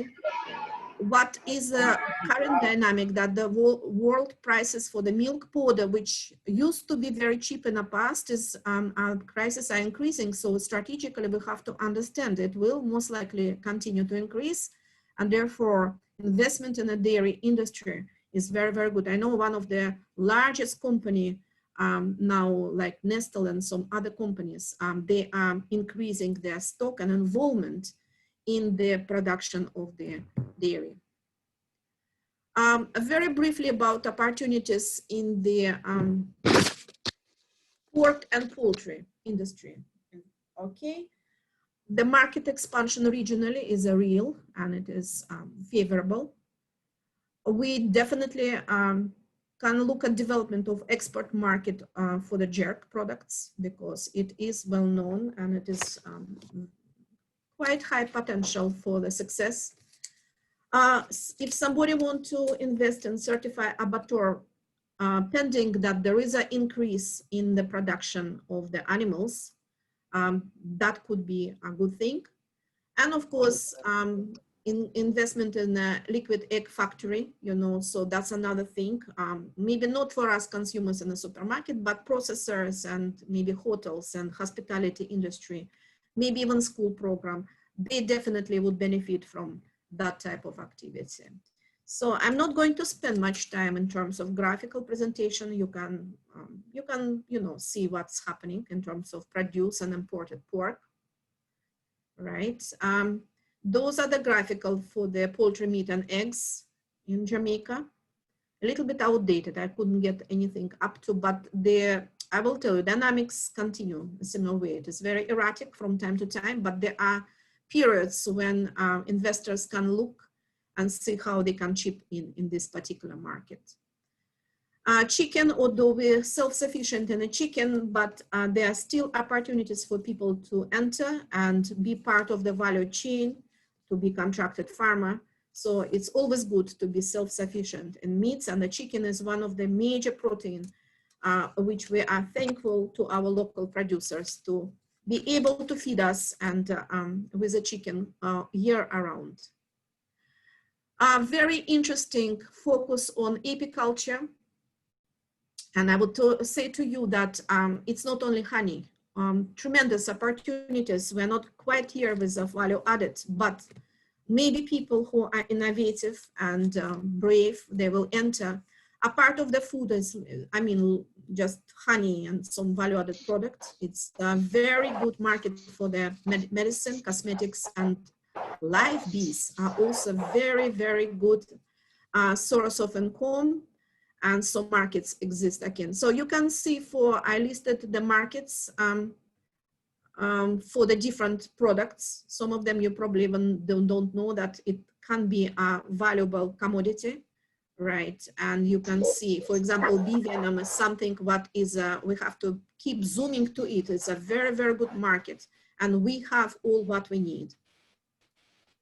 I also presenting, and thank you to Mr. Hugh Small from the Bottles Research Station Apiculture Unit. He gave me this breakdown. So basically it's saying different products, right? And status, it's mean that where we are. For some of the products, we have a way to go. It's mean that not everything can place. And remember, it's opportunities. So, and we're also looking at the type of the values. Okay, so we have honey. Beeswax is a hot, how I call commodity now. So if there are potential investors, I would like to see that you look at the production of bee queens, venom, and maybe beeswax. Demand is very, very high. Prices for the beeswax are very high. However, industry will need to do some adjustments in terms of when farmers will be able to sell to you beeswax, because there are some adjustments in the type of the frames which they use, but it is possibility. Pollen, yes, it's here. It just need to be collected. There are some devices for collection of the pollen and propolis and venom. So opportunities are there. And even sale of the colonies of the bees. That's a very good way to invest. Another way of the investing in agriculture production, and it is fodder production. So that is something what we need. We do have the species of the trees or shrubs which are listed here, and they are excellent source of protein for especially ruminant production. So we know how, there is a technology, there is a knowledge, skills, and the advice who you can get. And probably you have to work out the markets as well. Another very interesting area, being explored many times, but we do not hear the booming, the opportunity in ornamental fish production. There are numerous studies. If you go on the YouTube, you can see like a few years ago, there is a highlight of specific project, I believe Manchester or somewhere, where it is basically, you can learn how to do produce horticulture fish. Markets are good. Markets good for export, and there is a market for the local sale. So this is something to be looked. And again, it is highly suitable for the youth, because you do not need to have a vast parcel of land. You just need to have a basic inputs to start with, but for commercial production, you need to expand a little bit. But it is an opportunity for you for sure. Opportunity in fisheries sector. All right, the freshwater fish. We know as a Jamaican, we do not like freshwater fish. I think we spoil it. We love the sea fish, right? However, tourists which are visiting Jamaica, not necessary, many of them even taste sea fish. So the freshwater fish is a good investment opportunity for hospitality sector. But I had been told by specialists from fisheries that before we go ahead with that, there are some issues to be solved with water for the fresh fish farm. So, but it is a possibility. The fingerling, it's mean production of juvenile stock of fish for the freshwater fish farms. That's another business opportunity. Fish feed, that is something what we need to zoom closely. It would be import substitution, because you remember all of the feeds for animals and fisheries quite expensive. So this had been done in Haiti. They produce fish feeds, and if Haiti produce and they're in a similar geographical location, we do have probably even more resources. Why not do it, on what not to try it? The World Bank is looking, this is probably a coming up opportunity. World Bank is looking generally, globally, improved on the production of the wild fish, and that would be good for us to hear more. There is a vast opportunities for post-harvest processing and infrastructure, which the sector is lacking. We have to be frank, and a lot of intervention needed in that area. So this is also not only challenge, it's post opportunity. And generally for the fishery sector, I think there is a role of government, a role like Ministry of Agriculture and Fisheries, in terms of tweaking very strongly policies to do some studies and market analysis, zooming on specific things. We do need improvement or support for the industry in terms of infrastructure, especially post-harvest management and cold storage. And I mentioned already addressing water issues for the fresh fish farming. So hopefully we will be able to work together to address all of those. Now, what I want to focus that while there are opportunities, it's very important that investors who not necessarily sometimes to be agriculturists in a particular area, what are the information or support available for your informed decision making, because nobody goes into production of anything before you do your studies. So I want to share with you that a lot of things are available, but many people don't know what it is. Even by looking at the feedback from the participants, people asking where is Agro-Invest Corporation and some others. So let's go through. All right, once you're in a business of agriculture, you're going, if you are not farmer yourself, you're going to work with other farmers for traceability, for all of the proper management, you need a farmer registration. So RADA is legally responsible for that, and we do farmer registration. For information for the cost of production, also data, which if you want to look what is reaped, what is harvested, what are the gate prices, you can go to the Ministry of Agriculture and Fisheries website. I put it all of the linkages. You can get a lot of useful data to guide you. We do have system by call Alex, which is call center, which is basically linking farmers to hoteliers. Don't think about COVID-19. Eventually we will be over and we will be back to normality. So this particular linkage supported by TEF, Tourism Adjustment Fund. And although initially it was for the just hotel and farmers interaction, now during COVID time, we use that particular platform to link other farmers to the markets. So the opportunity is there. Well, we have agri-parks and Agro-Invest, Dr. Al Powell is there, and I will tell you, this is something that serious people have to seriously consider. Opportunities are there. Even recently, maybe a month ago, I saw advertisement for the Amity Hall land people can apply for land. So you can definitely count on that. Agri-parks is a good area to produce. It has a lot of support if you want certification, if you want trainings, etc. And how you can access the lands? Well, you can also access the lands outside of agri-parks by contacting Sugar Company of Jamaica Holding Limited, and they will tell you how to put proposal and what to do if you want to access lands which are now available after the sugar industry closing down gradually, and within the next 3 years, basically, it will be closed. So this is important information. Now, let me tell you, many people don't know that we have a JAMIS website at the Ministry of Agriculture, and JAMIS is the have a lot of information. I just list very quickly. There are a lot of studies been done, and you can see it. Some of this 2015-18, you can use it. So you have reports on the scallion and yam and citrus subsector, breadfruit, hot pepper. You have profiles for Irish potato, onion, papaya, sweet potato, and of course, situational outlook even for the rabbit meat. You remember we have a lot of Chinese population, and they do consume the rabbits. And of course, freshwater fish.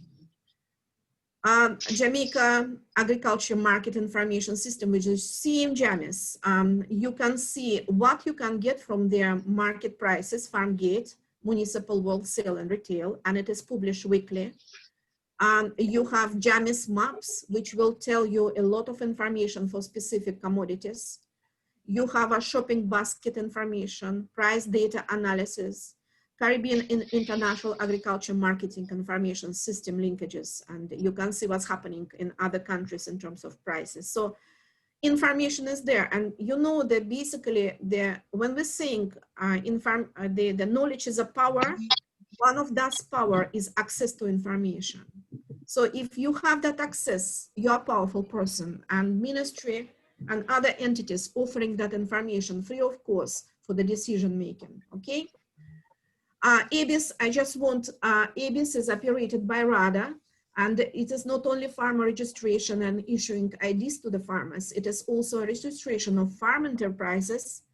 It's, for example, if somebody needs information on the farmers, especially when you're accessing funding from the project programs or even microcredit entities, you will have to provide a profile of your farmers, what's the age, what's, so all of that information is available on our ABIS registration system, We have data on production of crop and livestock by those farmers, and currently more than 220,000 farmers are formally registered with RADA ABIS. So it's very, very close to the full capacity of the farming population in Jamaica, at least the active one.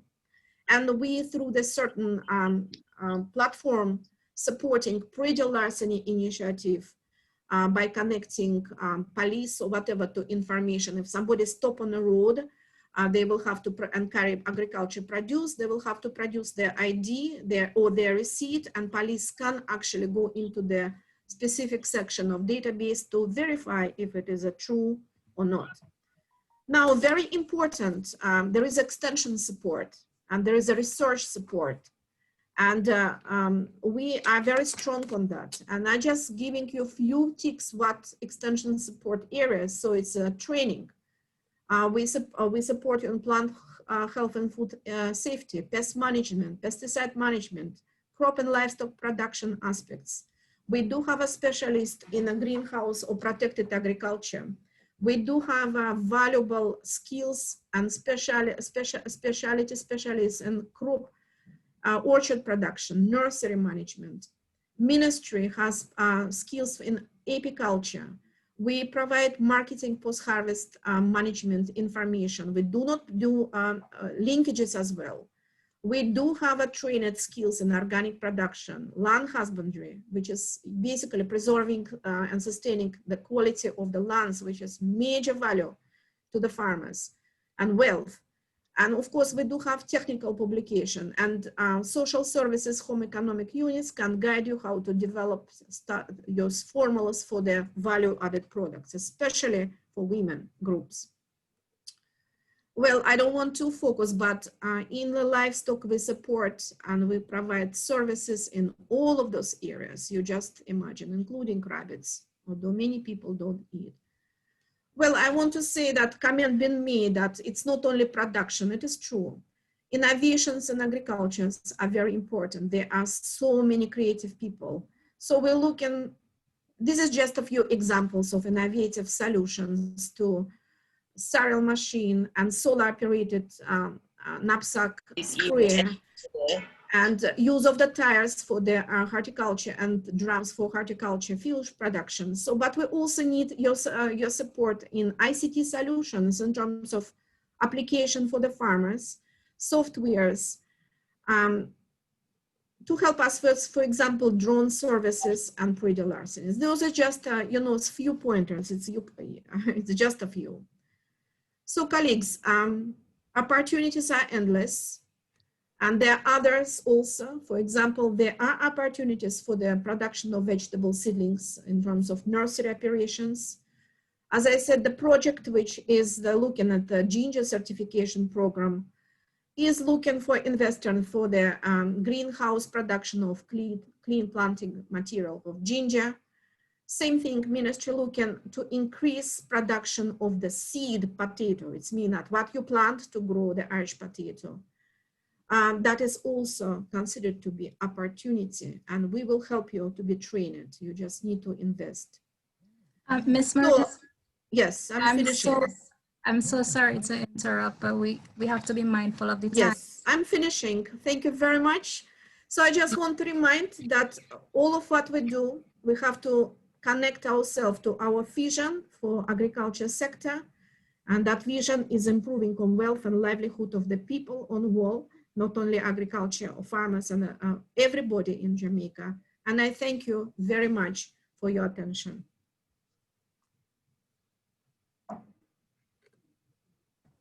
Thank you so much, Ms. Marina. We truly appreciate you taking the time to prepare that presentation for us. I especially appreciate the fact that you included the link and the references to all your sources of information. We appreciate that. Thank you for opportunity. Sorry? I'm saying thank you for opportunity. Okay, thank you as well. So at this time, I would like to invite Lalika to play the message that we have from the minister.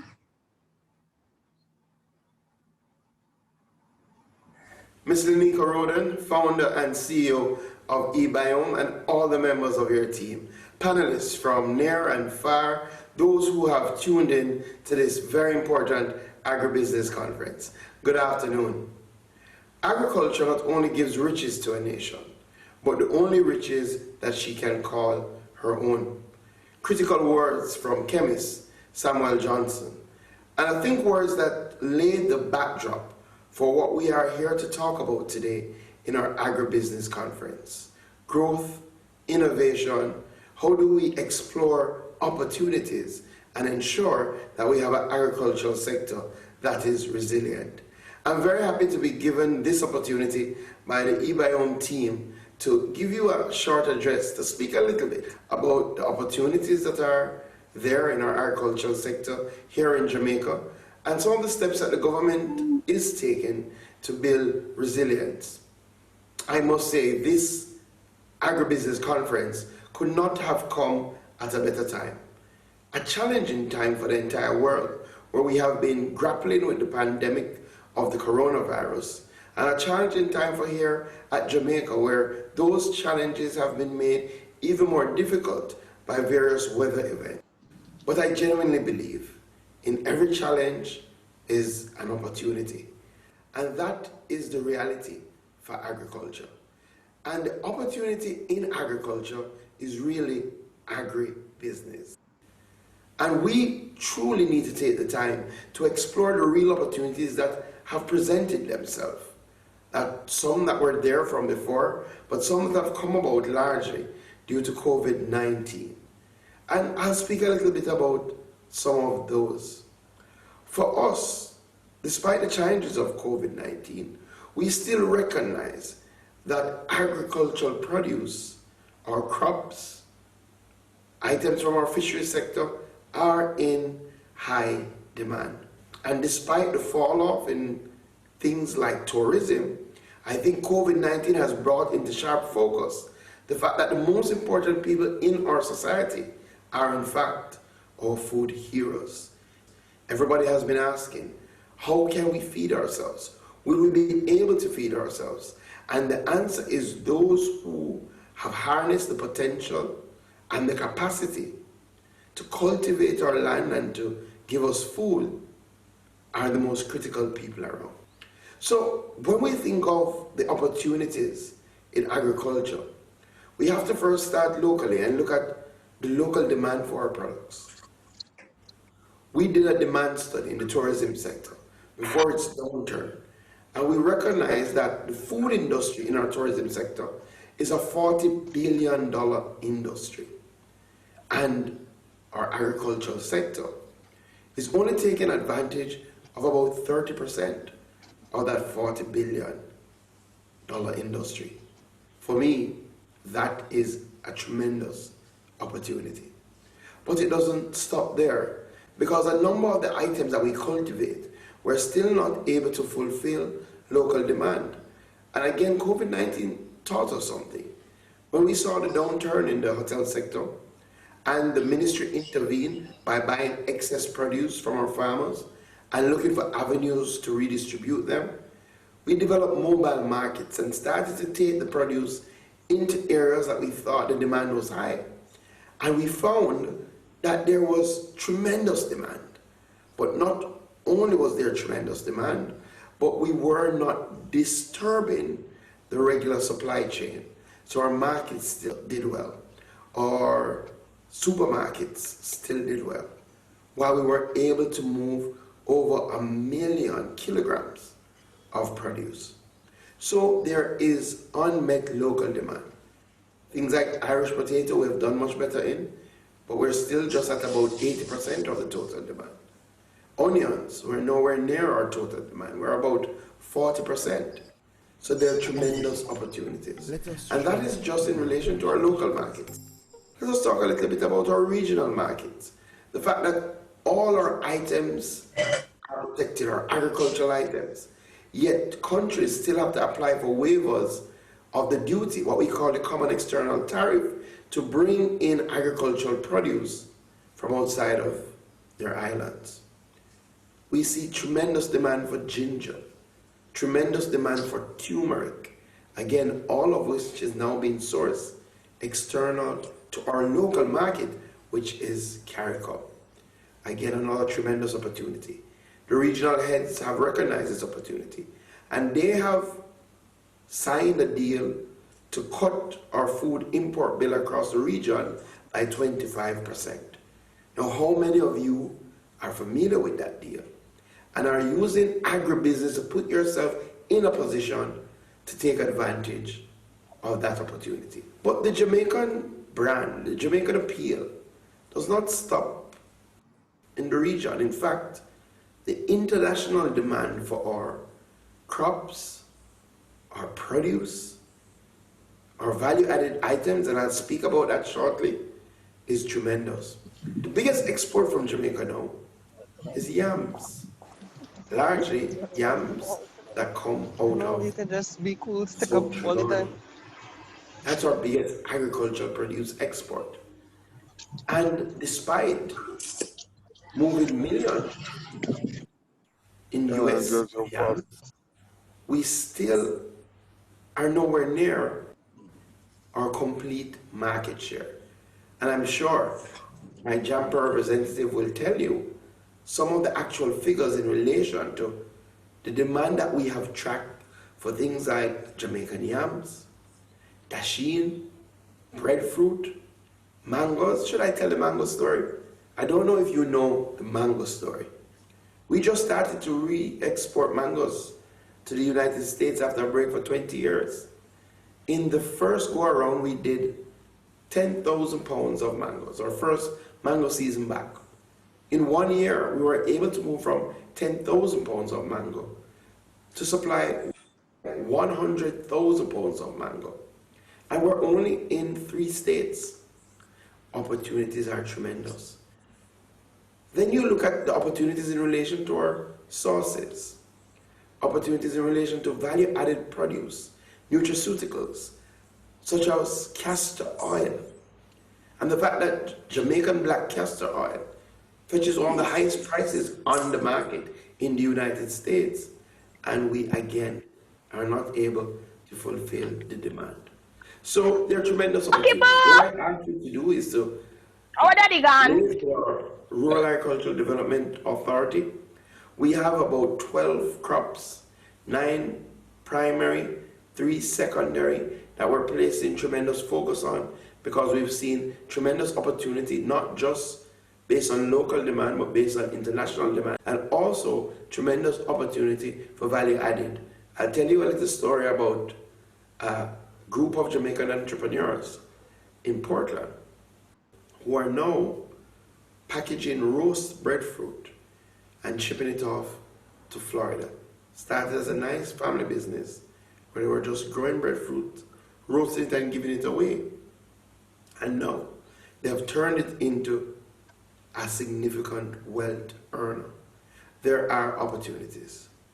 But I know a number of you who are listening are saying, yes, we know there are opportunities, but agriculture is too risky.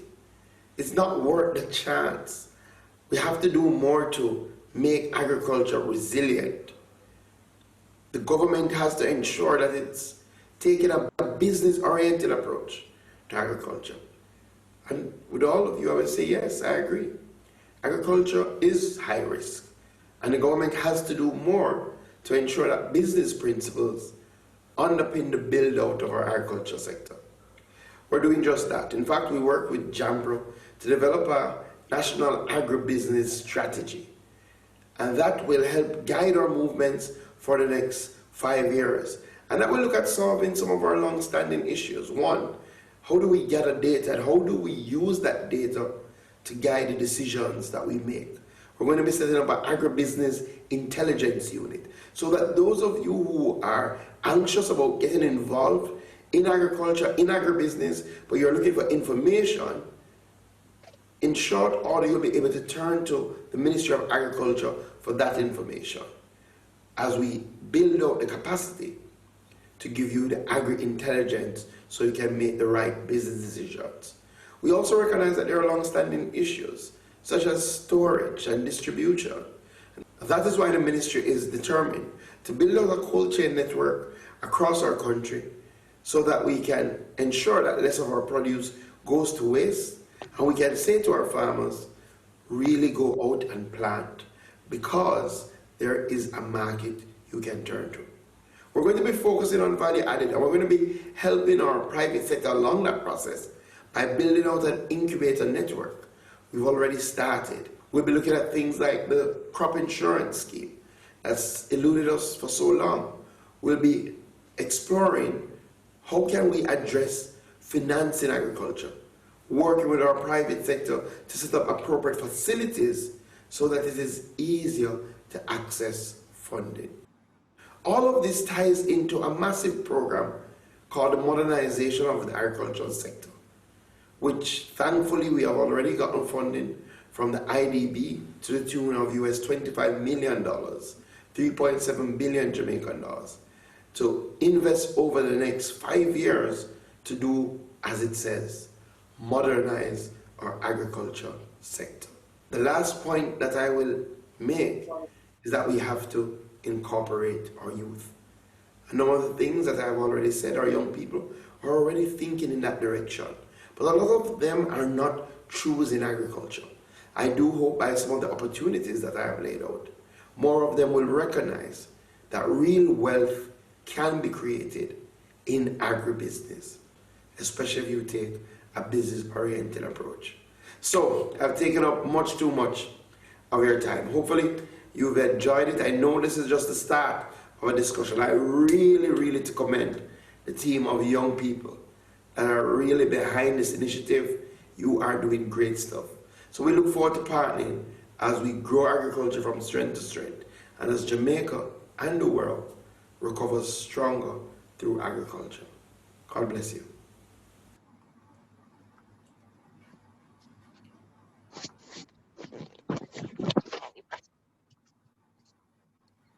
All right, so that was a message from the Honorable Minister Floyd Green, Minister of Agriculture and Fisheries. And although he wasn't able to address us in person, we truly appreciate the fact that he still prepared a message for us.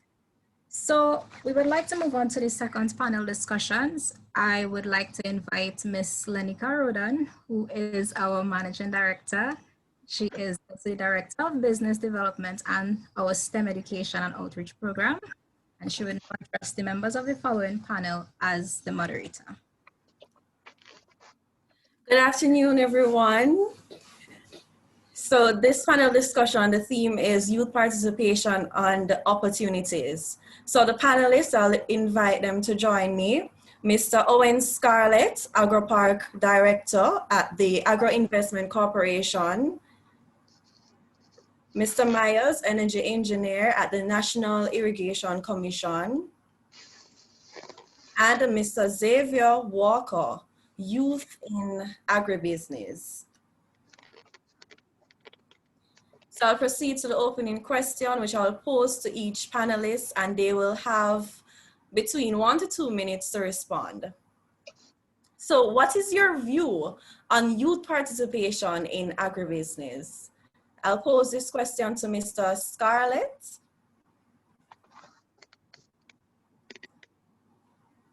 Is Mr. Scarlett with us? I can speak up. Do it and template. You know, like how we get this for her. So if they have all of these jobs, and then with the same stuff. Can Mr. Scarlett unmute? Good afternoon, moderator, Ms. Rodan. Mr. Scarlett is your Director, Agri-Park Development. Welcome, Mr. Scarlett. Yes. So the question is, what is your view on youth participation in agriculture? Yeah, and my view, as I said, as I just listened to the minister and watch the minister's speech, you know, my view is always one of a positive one. I've been a recipient down the road some time ago in receiving a scholarship from a youth in agriculture committee some years ago. And my perception on agriculture in terms of the youth participation in agribusiness is very, very important going forward. So along with their education, agricultural education, and once we put a significant amount of financial support behind, we'll always see the positive outcome at the end. And once we can basically assume, based on several studies that I've done in the past, improving the awareness of economic opportunities that are available in the agricultural sector. And once at Agro-Investment, I am the director at AgriParks, and the program we have here is aimed to encourage agribusiness to target the socio-economic and also develop the cognitive limitation of the youth, which is very important. And I want to urge the youths to get into the agriculture sector because we want innovation, we want the creative mind of the youth to propel the agriculture sector forward. Because as we have looked, it is very important for the youth to be participating in the agriculture sector based on the demand opportunities out there. We have seen Marina Young present some demands. We have seen some of the opportunities that in terms of greenhouse opportunities, we have seen agro-processing. Because based on the challenges in the business environment, we have known that the agriculture industry have changed over the years, you know. We have seen the age limit, average age limit is like 55 years and older. So there's a gap growing. So it is important that the youth comes in and plug this gap. And we see climate change. Climate change is also a factor. And we have also seen incremental dominance and penetration of the modern food system. And using the level of the farmer support is very important to basically continue the supply chain and the value chain going forward. So once we can get the youth in, it is very important to develop their skills and the capability going forward.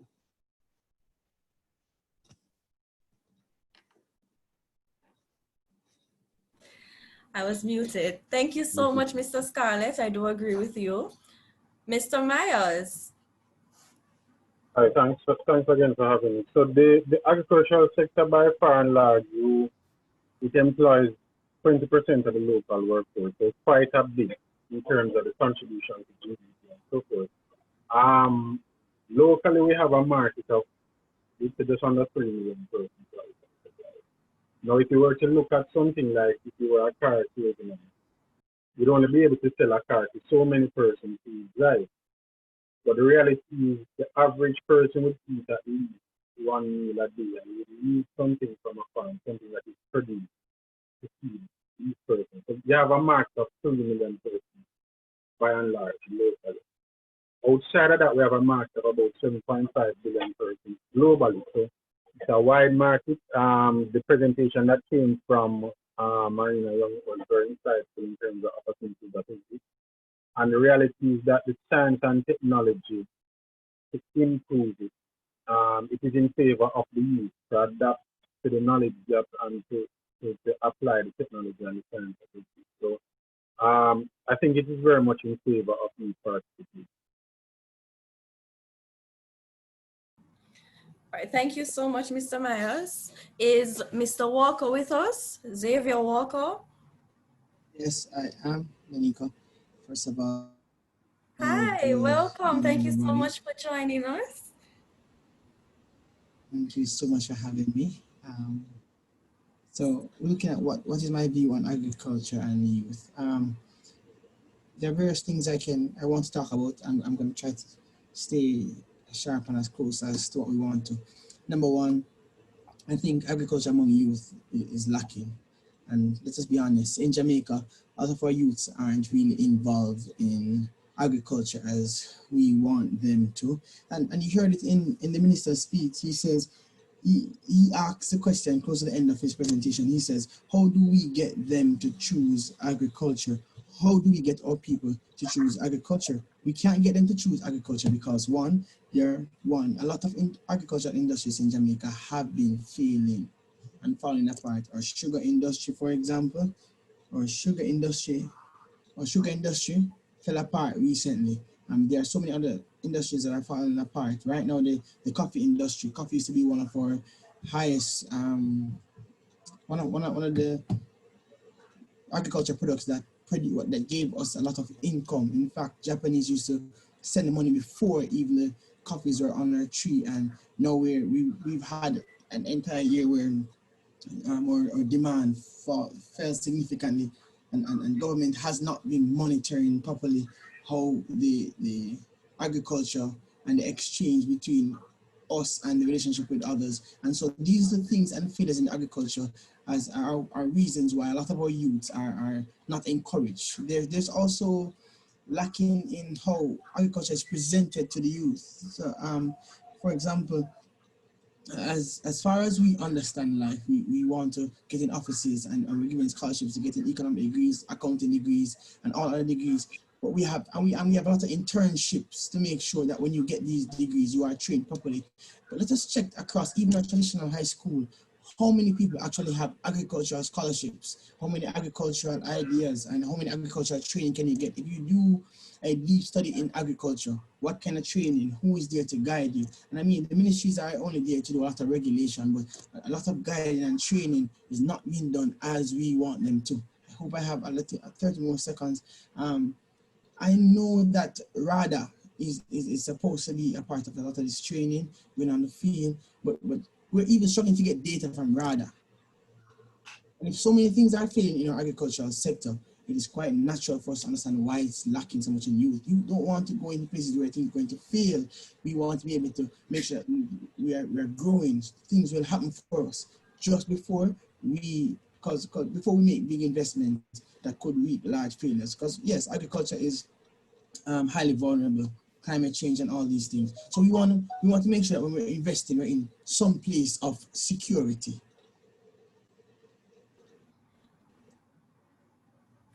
Thank you so much for touching on the issues that affect young people and why is it that a lot of young people are not participating in agribusiness. So I just want to pull on Mr. Scarlett. Do you think agriculture is still lucrative? And I would say to the answer, I would say yes, it is a very lucrative area, You know, despite, but as we have said, the Ministry of Agriculture is playing a very important role. We have a number of agencies. We have Agro-Investment Corporation that is leading the way in terms of the agro-park development. Within this area, we have provided all the technical support within one particular area. We are putting infrastructure such as roads, irrigation. We are now putting in processing facility. And going down the road, we are saying there are a number of opportunities for all the international donors agents, such as Caribbean Development Bank, Inter-American Development Bank. They are saying youth, once you doesn't put in that project proposal, once youth and women are not involved in that project proposal, they will not approve the loan. And going forward, we have been streamlining some projects going forward, and those projects will soon be launched and be advertised. And going forward, youth is going to basically be a great part of that. At Agro Park, presently we have our cohort of youth is presently over 15%. So we have been basically building out that base because we have to close that gap between that average years at 55 years and look between that 18 and 35 years. And so we have to basically start to look in terms of diversification. We have to look at new technology. We have to look in terms of how we can modernize the farming sector. National food security is very important. And we also have to start in terms of reduction in the rural-urban migration, which is very important. We say agriculture is lucrative because it provides opportunity in terms of employment, it can create wealth, and it can reduce poverty. So thank you there. All right, so Mr. Scarlett, still sticking with you, we have a question in the chat pertaining to the agro-parks, pertaining to signing up for agro-parks. So as it pertains to the requirements, a lot of young people might not have the financial backing. So what is being done to accommodate those youth? So what we are doing at Agro-Investment Corporation, as in the past, we have done it with Jamaica National and Red Stripe for youth to grow cassava for Red Stripe. So what we do is try to link the marketer with the financer. So once you are basically in and you basically we create that training environment and that capacity building for you. And what we are saying going forward, you know, with the Agro-Investment Corporation, we have National Irrigation Commission, we have the RADA, and we have Jamaica 4-H Club, which is playing a very important part. So we know the application process. We try to basically amend and make it basically in terms of supporting the youth. Last year in 2019, a number of youth are on the agro park now. They have get market contracts. And once you have access to the land and we lease land at least, we start from a minimum of 5 acres. And they are doing well, 50% of them are doing well, and we just have to coach the others. And one of the important thing around, I want to see the youths, you cannot work as an individual. You have to basically form a group where you have leadership, because you will get funding. Jamaica Social Investment Fund is providing funding for youth. Once you are in a group, you are registered, you have in your monthly meeting, you have an account and can show those financial, you will get support from Jamaica Social Investment Fund, Caribbean Development Bank, Inter-American Development Bank. Even we're going to roll out these new projects. We have what we call a matching grant scheme. A matching grant scheme is for the youth. So once they are structured and organized, they will get support. Awesome. So for the young people on the call, what Mr. Scarlett is saying is form your teams, get together, brainstorm ideas, and take initiative as it pertains to putting your proposal together and sending it to the Social Investment Fund, and seek grant opportunities, because once you show that you're structured and you're serious about this, I'm pretty sure that they'll take you seriously. Sorry. So Mr. You said they'll get straight 5,000? So Mr. Myers, can you please mute? All right, so Mr. Myers, this question is for you. So there are young people who are interested in becoming agricultural entrepreneurs. However, they are faced with issues surrounding land availability and access to finance. So what are your recommendations to youth as it regards to getting a loan or grant? And do you think that young people will actually meet these extensive requirements? All right, well, Mr. Scarlett just touched on some points about the availability of funding to Jamaica National and to partnership with the Agro-Investment Corporation. Now, my advice is that you approach it seriously, you create a marketing plan, just about any business. Any new business will need a marketing plan, and you need to improve it consistently. And you have to look within the market for the needs, identify what the needs are, and you work to supply those. So in other words, you don't go there and for argument take the plans, appeal or something, not knowing at the time when you are to reach something where it will go. So identify what the needs are in the market as much as possible because of your production, so you can have consistency in the market. And don't just grow any crop. Go do the research, speak to the person's network, get an idea of what exactly the market needs, and supply that. Okay, thank you so much, Mr. Myers. Mr. Walker, you're a young person, you're involved in agribusiness. How can youth similarly get involved in agribusiness, and what does starting entail? Also, are there any prerequisites as it pertains to age, cost? Well, yes. For you, any business you start, you will need financing to start up. But the good thing about agriculture is that what you really need is land, seedling, and depending on what your soil has or is lacking, you may need a little assistance to put fertilizers or manure into the land. But really, you only need land and seedlings, and just to tend to the crop, just to invest time in it.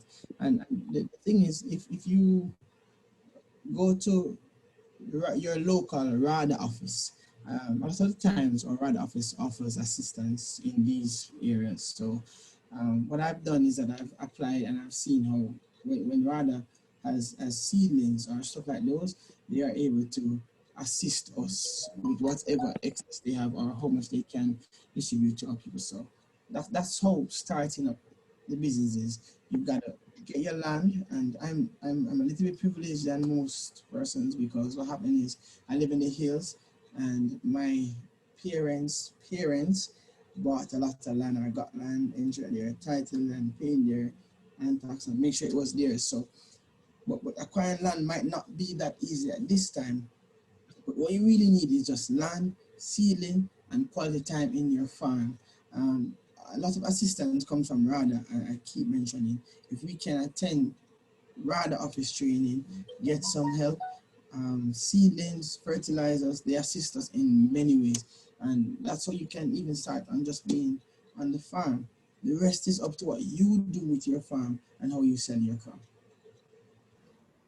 All right, so Mr. Walker, you touched on training availability at RADA. So RADA provides training in agriculture. Mr. Myers and Mr. Scarlett, I just want to pull you in terms of, on the topic of training. Is there training opportunities available for young people in higher level agricultural opportunities such as aquaculture, farming of shrimp, fish? Yes, I can, in terms of aquaculture, in terms of fish and shrimp, I know through the Ministry of Agriculture and Fisheries, the Fisheries Division is now in a restructuring mode. They're adding new capacity in terms of new staff. And I know recently the minister has basically pumped $120 million in terms of investment in the Fisheries Division.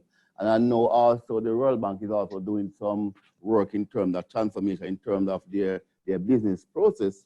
And I know that through the past, I know Jamaica Social Investment Fund have done a lot of investment in there and basically building the capacity and do some training through the Fisheries Division. So I know some work is being done in that area. And also going forward, they know they basically continue that in terms of that way, in basically building the capacity building going forward. All right, I'll just add to that there are local training programs for farmers, but outside of that, on the international arena, there is an agency, the IAEA, the International Atomic Energy Agency, that does partnership with government agencies, particularly to improve agriculture. And I mentioned them for this reason in particular. Generally, when persons think of nuclear energy, they think of destruction, they think of bombing, and so forth.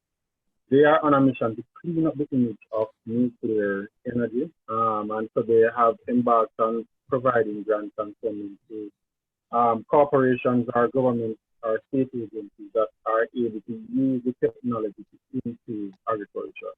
The NIC was a beneficiary of a grant from them, and with some of the technologies that we utilize, for example, we were able to reduce the irrigation and fertilizer use on a farm. So we gave a farmer one half of the plot to grow, and we use the technology on the other half, and we were able to significantly reduce our input and reduce the cost of production using the technology. And this is available to corporations. If you have farmer corporations or organizations, you can approach the IAEA for funding for these programs to use the technology.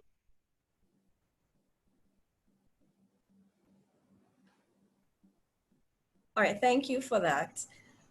What are the strategies needed to address the institutional void of a marketing and distribution system for farmers? So Mr. Scarlett, you can respond. In terms of that, in terms of a strategy basic, and we know there sometimes we say there's a void, there's a surplus in one year, and another year there's scarcity. So what we need going forward in terms is developing what we call a marketing plan that links all the players in the industry. So, in terms of what you are producing in a particular year, whether it is crop or whether it is livestock in a particular year, what is the demand there, what is the supply there, by using technology. And basically this technology should be data-driven, which is very important. So, for example, in St. Elizabeth, they are producing a lot of watermelon, scallion, thyme. And over in Portland, we have a lot of avocado, breadfruit, sweet potato. So we can link and know exactly where we are. And within that marketing plan, storage becomes very important. You cannot work and doesn't have storage. Is very, very important. Transportation is very important in that logistics chain. So in terms of basically in that marketing plan, we have to think of how we're going to improve that supply chain in order to enhance that value chain. And also we can also look at what we call the customer relationship in terms of a management system software where we can set up. So we have all the farmers within that database. What are they producing at the different times of the year? We know that we have passed through a scenario of 4 or 5 weeks ago where the rainfall between September and November was a very high level of rainfall. So what we can say to them in terms of data driven to our farmers, between this period, we know what is going to happen.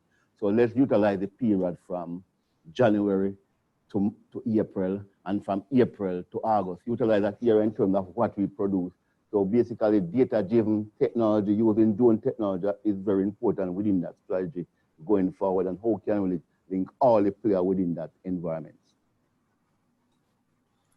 Okay, thank you so much. Mr. Walker, how do you think we can improve the institutional void of a marketing and distribution system for farmers? All right. Can you hear me? Yes, we're hearing you. All right. So what I think can be done. Number one, we need to help farmers in our areas create more farmers group. With more farmers group, we get to minimize costs in terms of transportation and stuff like that. Help farmers create more farmers group. I also think the government needs to provide some subsidies regarding transportation, providing, I'm not exactly sure if I want to say providing trucks and stuff like that, because we can't expect too much of the government, especially if we are building our own businesses. But providing the space where we can get to share our ideas, as well as we need more of our local products marketed even in hotels and other industries, because a lot of what is being shared on the hotels are things that have been imported, and a lot of us as farmers produce a lot and we end up losing or wasting it because we can sometimes provide a consistent supply to the hotels. And so what the government needs to do, or what agricultural minister or ministry needs to do, is create a space where we can come and supply to the agricultural ministry and they supply to the hotels. That will help us distribute.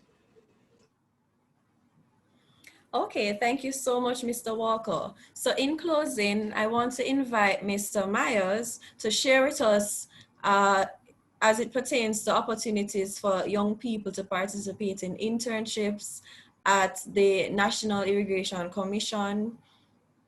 Are there any programs that we can participate in? All right, so the National Irrigation Commission, we are the state agency with responsibility for providing irrigation services, primarily water to the farm communities, and we operate in 7 parishes across the island.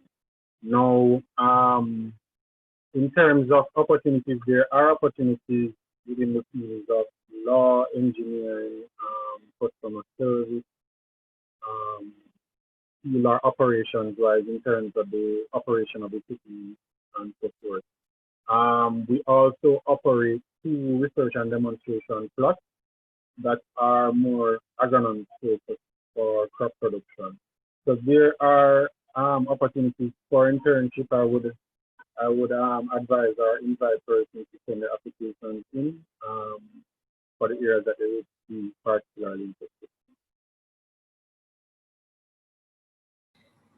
Okay, Mr. Myers, can you share with us the email address that the resume of the interested participants should be submitted to?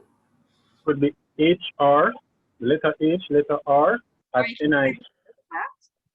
Pardon me? Can you type it in the chat for us, please? All right, I will do. All right, thank you. So Mr. Scarlett would have touched on the programs that the Agro-Investment Corporation will be rolling out in the future, and a lot of young people have been invited to participate and submit their proposals. So I will pose the question that I am seeing in the chat. How does COVID-19 affect the agricultural sector? I'll pose that to Mr. Scarlett in closing.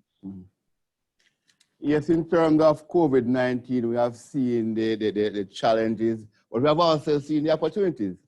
What COVID-19 have done is have teach us that we are a very innovative group of people living in Jamaica. You see there was a number of farmers market. At Agro-Investment, we do what we call the drive-through market. And believe you me, that drive-through market was more than a success. You know, the number of persons that turned out. So once we basically sit and link the technology with the science and the business, and we have the youth participation, which is very important. And what I'm saying, the opportunities are there for the youth. COVID-19 have basically open up a new avenue, a new pathway for the youth to basically be involved in agriculture. Not everybody can basically do well on the production side, but the value chain, agro-processing, the transportation in terms of distribution, in terms of logistics, in terms of data-driven, setting up, which is very important. And I'm saying to the youth, COVID-19, do not work as an individual. You're going to work as a group in terms of your proper leadership, a functional group with your president, with your treasurer, your vice president, having your accounts, and all those relevant record keeping. You will get support. COVID-19 have opened up the way for us going forward. Just don't sit. The information is out there. Do your information gathering, do your market research, get your hands-on training from the person who are in the industry for a number of years. At Agro-Investment, we have what we call a project department. We have investment officer who can sit with you and channel you how to do that project proposal in terms of helping you. We have a property department and we have the agro part department that will basically lead you and give you assistance. All right, so that brings us to the end of our panel discussion, Youth Opportunities in Agriculture. I want to thank our panelists, Mr. Scarlett, Mr. Myers, and Mr. Walker. Before we go though, e-Biome would like to share with you on the topic of opportunities, one that is offered by us. So I'll invite Ms. Javina James, our marketing manager, to present on such.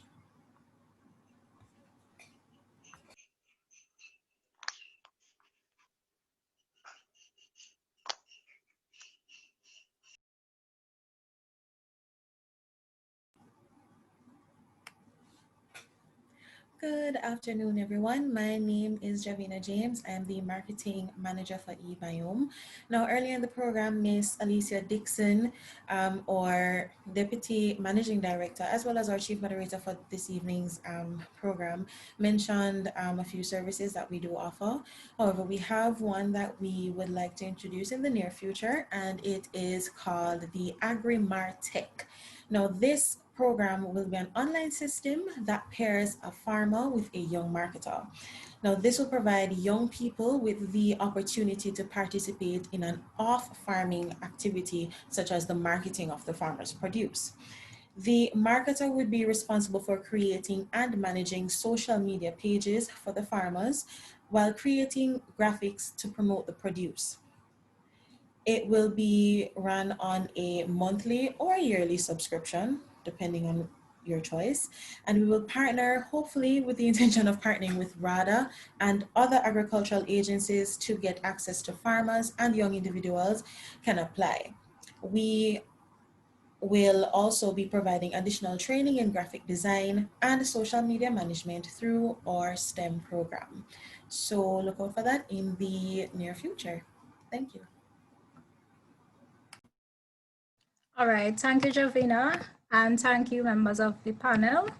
I would now like to invite our Director of Research and Product Development and Research Assistant for our STEM Education and Outreach Program, Mr. Manta Anderson, who would now lead us into our final panel discussion.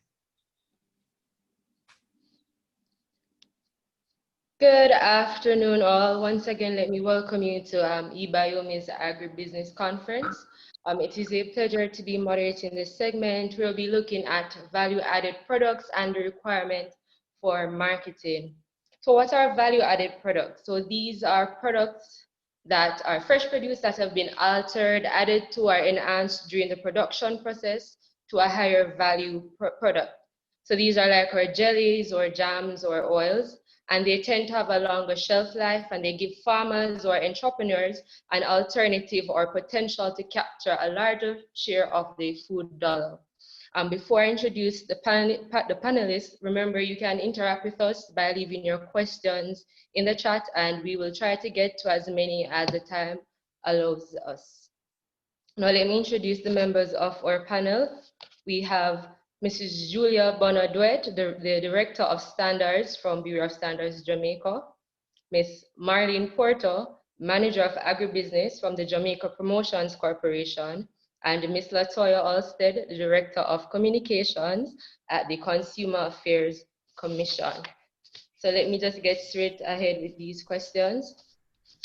So the first question, I'm going to invite Mrs. Dewitt to answer this one for me.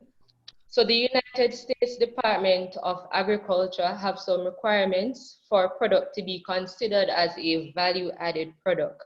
So these products, they must have a change in the physical state, and the manner of production should enhance the value in a way that can be outlined in a business plan.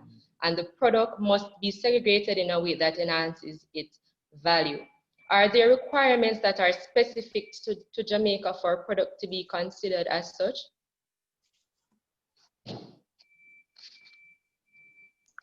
Hi, good afternoon, and thanks for having the Bureau of Standards on this forum. So the question you asked, are there requirements for to be considered? Yes. So to enter the US market and based on the FDA regulations, these products are required to satisfy mostly food safety requirements. So the product that's going there must be satisfy the product standard. And so we have a number of product standards in Jamaica, and they should also satisfy the standards for general processing of foods, as well as any other food safety principles, food safety characteristics, as well as the requirements for entering into the US market itself. So to enter that US market, for example, you would require to be satisfying the US FDA regulations that would require us to be looking at those particular things. So the requirements are based on the US Department of Agriculture and the FDA regulations. So we have a department at the Bureau that deals with these particular requirements, and they are really around safe, sanitary, and labeling requirements.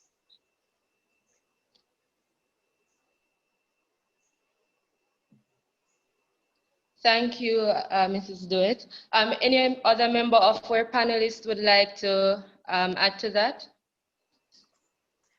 Not necessarily add to it, but just to say that the definition generally for value-added products really speak to that transformation of the product. It doesn't have to be a huge or substantial change.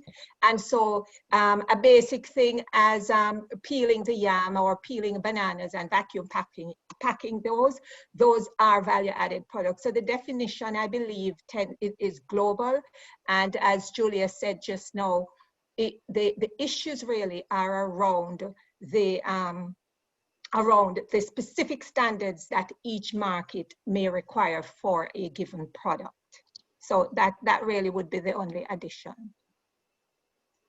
And from my perspective, basically the consumer perspective, we emphasize safety as well as traceability, because if there's an issue with the product, you need to be able to identify which area in the chain that issue developed so you can address it.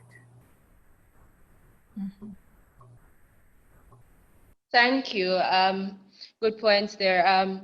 You mentioned, Ms. Porter just mentioned peeling yams and there being specific guidelines for certain products. Speaking of that, are there specifications for instance, you want to transform the castor oil bean into castor oil? Is there a specific requirement or regulation for that and for the other products, value-added products that exist?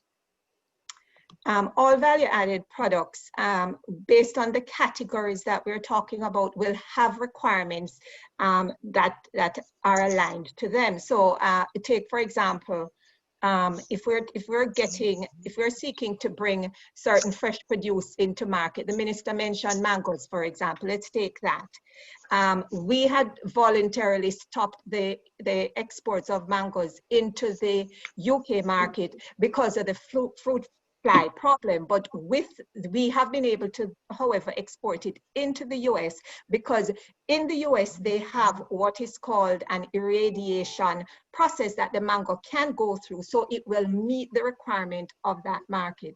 The hot water treatment facility is something we are looking at establishing here in Jamaica, and in establishing such a facility, we would be in a position to export. We would then again reopen our exports into markets like the UK. Castor is just another one of these products. And of course, you're going to have anything that goes onto your body or into your body, they're going to have these kinds of requirements. You have to remember that, I think it was back in 2019, Julia probably could help me here. The information from the information or data suggested that a substantial, close to probably over 500,000 persons were affected by just foodborne diseases. And so we need to be aware of these sort of things and realize, so that any kind of standards that are put in place are really being put in place to protect our consumers. And therefore we have to understand that it is going to be different for different products.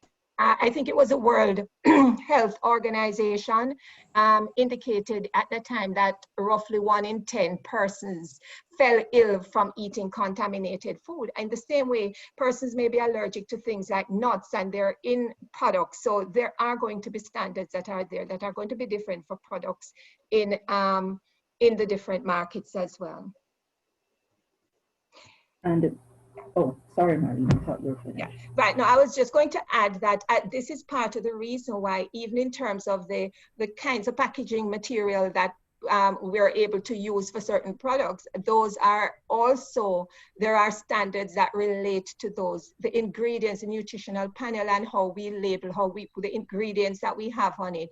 All of these are important considerations. It's not just the product itself, but the product by itself, but also how we label them. Standards relate to how we label them, how we package them, and even how we transport them. I believe somebody spoke earlier on to the whole issue of traceability. And so these are parts of the standards from the very farm right through to fork. Yeah. Yes, and I wanted to just point out that the Bureau of Standards is the agency for standards. But while we applaud them for that, consumers also need to do their part, because without the standards, we can't have the products, and without the products, we don't have consumers. So it's catching a tail kind of situation. So when ads go out for consumers or persons to just contribute to the making of those standards, it would be really, really important for you as young people to know what these standards are, what goes into making the standards, and how you can contribute to making them better. Key to this, however, is that the standards, while we make these standards, they may not necessarily be static, because we have seen with the US that standards that existed have evolved. So standards are not really static in this case. It is subject to the change as they find out new issues or new situations that can emerge from the existing standards. So these are not static and really subject to change as you go along. All right, so maybe I should bring some more clarity to the process. I'm happy that the persons here are very knowledgeable on the standards. So you spoke about the castor. So we are, at this point in time, there are a number of projects or persons who are interested for the work on the castor bean. And as we seek to do value added in the various products, we are about 2 projects at least working on the castor bean to ensure that the castor standard is, the castor product is managed by standards.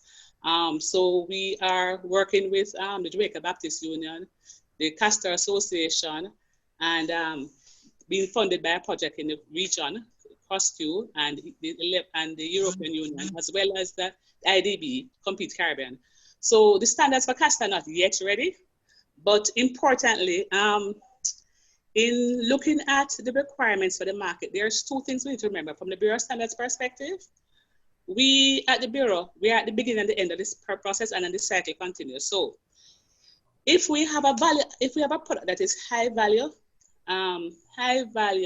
high niche market product, it is important that persons get involved at the beginning of the process with the standards, meaning that when we're making standards for a product, we would want to ensure that our peculiarities in Jamaica and the region is included in the standard. And that means that, so we are part of an international process called, and a body called International Organization for Standardization. And in that process, we ask Jamaican experts to sit and help define the requirements. So for castor oil that we want to get into the US market or whichever market, we want to ensure that the uniqueness of a Jamaican product is embedded in that standard. If we don't do that, then we get left out of the market. So similar to in castor, pineapple, ginger, sauces, spices, whatever we do, we want to be a part of dictating what is written in the standard as a requirement to be called a sauce, to be called castor oil, to be called Jamaican black castor oil, and that's what we're doing now with the Castor Association. At that point in time, we can define what it is to be called a black castor oil. We can set the requirements, and that's also important for Jamaica. If we talk about high niche, high value products, we can set the standards for it as a country because we have unique quality. That's the beginning of this process. But as the process rolls out to the next step, once standard is set, the next step is, as Latoya spoke, the farming. We have standards to good agricultural practices to help the farmers to better produce the products. So whether it's castor, ginger, carrots, pumpkin, there are standards for there, and there's a general standards for good agricultural practices. But as you go on the value chain and we finish the product, we also have to ensure that when we're trying these trade agreements, that the requirements in the trade agreements doesn't exclude the Jamaican processor. So because we are low value, we are high value, low volume, we have to make sure we tie the product from the beginning of the process when the standard is being made internationally. So we talked about earlier about breadfruit flour. The Bureau started that. We have a committee called TC93 that deals with starch, right? Starch. And then it's the national committee. So when you sit on that committee, you dictate the requirements for something like breadfruit flour, for cassava flour, and you apply the cassava to that specifications. You grow the cassava to good agricultural practices, and you ensure that the trade agreements and the bilateral agreements don't block you out. So we at the Bureau, we are from beginning to the end, and we're tying all the standards along the way. So the trade agreements have been written and signed off. We also ensure that the standards, the requirements to enter a particular market is documented in that trade agreement. So all of that is tied up into what standards are about, but when we talk, let's explain a little bit more if necessary. But as I say, it is a full cycle of things that as a country, we are getting there and we will get there. But because we are high value, low volume, we have to be extremely careful that we dictate the standards internationally and draw our products to those standards and ensure it gets into the market. Thank you so much. You touched on my next question somewhat. My next question was if you could please describe the standards development process by the Bureau of Standards. If you'd like to touch on that some more. Okay, so we at the Bureau of Standards, with the Bureau of Standards, and we are part of an international organization, I said, called International Organization for Standardization. And it's important because, as I said before, if we want to trade in, we're trading starch and cassava. Starch was where we started. We did the research to see that starch was trending internationally, and it was actually cassava that was trending. We have a lot of things that produce starch. We have cassava, so we started the cassava starch project. We have breadfruit, guinea hen wheat, and those kind of things. So we have development in three levels. Internationally, where we sit on, where we try to help determine what is standard internationally, regionally with the CARICOM region, and locally. We develop local standards only to the extent where it helps the country to move into a different space. So if we have ACI, for example, there's no other country in the world that develop ACI to trade. We manage that and we lead that process. And region, we have formula similarities in other products like cement and so, and across the world, there's modified starch and there's starch. So in every process, we look for the experts, because at the Bureau, we are more the administrators. So we don't develop a standard by ourselves. It's always with the experts to guide. So if we want to do a cassava standard or a castor oil standard, we are going to send out a call to all the persons, and we have categories. So we want the growers to be there, the farmers, we want the processors to be there, the facility holders to be there, the importers to be there, the distributors to be there, the manufacturers, the government, because they have the policies that would make a difference, and the consumer affairs, because they are the ones who will help. If the consumers are not aware and the consumer's interest being protected, then it don't make sense to do the standard. And and academia, that's the last, because standard is also based on knowledge, on scientific knowledge. So we never ever develop a standard, even if it's a service standard, without scientific knowledge to support it. So we invite all these players to come to the table, and we ensure that they are sit at the table at the meetings, and we develop a draft document. So if you're a farmer and you want to be a part of the process, one thing about standards is that if you're part of the discussion, you also get free knowledge. So you have people there who are very strong, very experts who are talking and disagreeing and agreeing and supporting their arguments. And that process alone gives you a lot of knowledge as a person to go back to your business. In fact, in international arena, countries like Austria and other countries, they actually pay monies to be a part of the committee. Because when companies are part of the committee, what they do is they take the knowledge that they get from the committee working, go back to their businesses and incorporate the knowledge into their new products or new ways of getting to their markets, and they are ahead of the game. So it's not a joke, it's a very, very serious endeavor, and countries also use it to be ahead of the game in terms of a particular commodity like starch or medical products or that kind of thing. So the committee sits and deliberates on the technical information about the standard and also on how it should be communicated to the customer. When the document is drafted, and standards are about performance. So if we're talking about cassava or ketchup or castor oil, or even something like corporate social responsibility, it's about how do you ensure that the product you have performs the way you want it to perform. So the product is banking, standard for banking, is how do you ensure that the service you get at a bank or at a hospital is the one that you think is the right service, it's good quality. If it's about castor oil, it's how do you ensure that the oil that is produced is good for what you want it to use in the future. So it's really about the performance of the product, not about the product itself. So the standard wouldn't say, for example, the castor oil should be yellow. It would say that the castor oil should have a certain number of chemicals, not exceeding X, that would cause harm to so and so. And it shouldn't have microbial content. That is so. And then when the standard is finished now, it would have characteristics or parameters that would define what you think is good quality. It's important because when you look at a high niche product, like so you're looking at cannabis that is unique to us, or you're looking at something like pepper or sauces, there are chemists who sit in academia, who sit and research and say, for castor oil to be called black castor oil, it has to have this amount of what's the word? I don't have the chemical name for that one.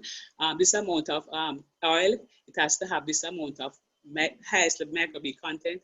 So this is not a guesswork. It's really about science that supports it. So when a product has a standard, it can enter anywhere in the world because it is robust. That when that standard is finished, it is now to be used by the players, and it's a voluntary document. Standards are voluntary. The players to actually make their production process are better. So we have standards for processes, like how you farm well, a standard for a product. So how do you classify pepper? How do you classify a sauce? How do you classify, so it's a product standard, and you have standard for the processing, so farming, and you have standard for just general hygiene, how you make sure the place is clean. So anybody can part of the process, and we earnestly invite persons to be there, because if you're not there when the standard is finished, you have no choice but to use it. If you have a disagreement, then you have to go back to the entire process and redo the standard, which will not happen unless you have good justifiable reasons why it should not be there. Okay, thank you. Earlier, Mrs. Marina Young mentioned the opportunity in agriculture for value-added products.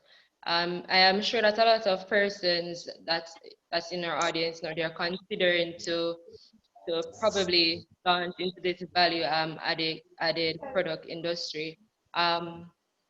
They might not be sure of the steps to take. So does your agency or have any resources in place to assist these individuals? The question is being thrown out to all our panelists.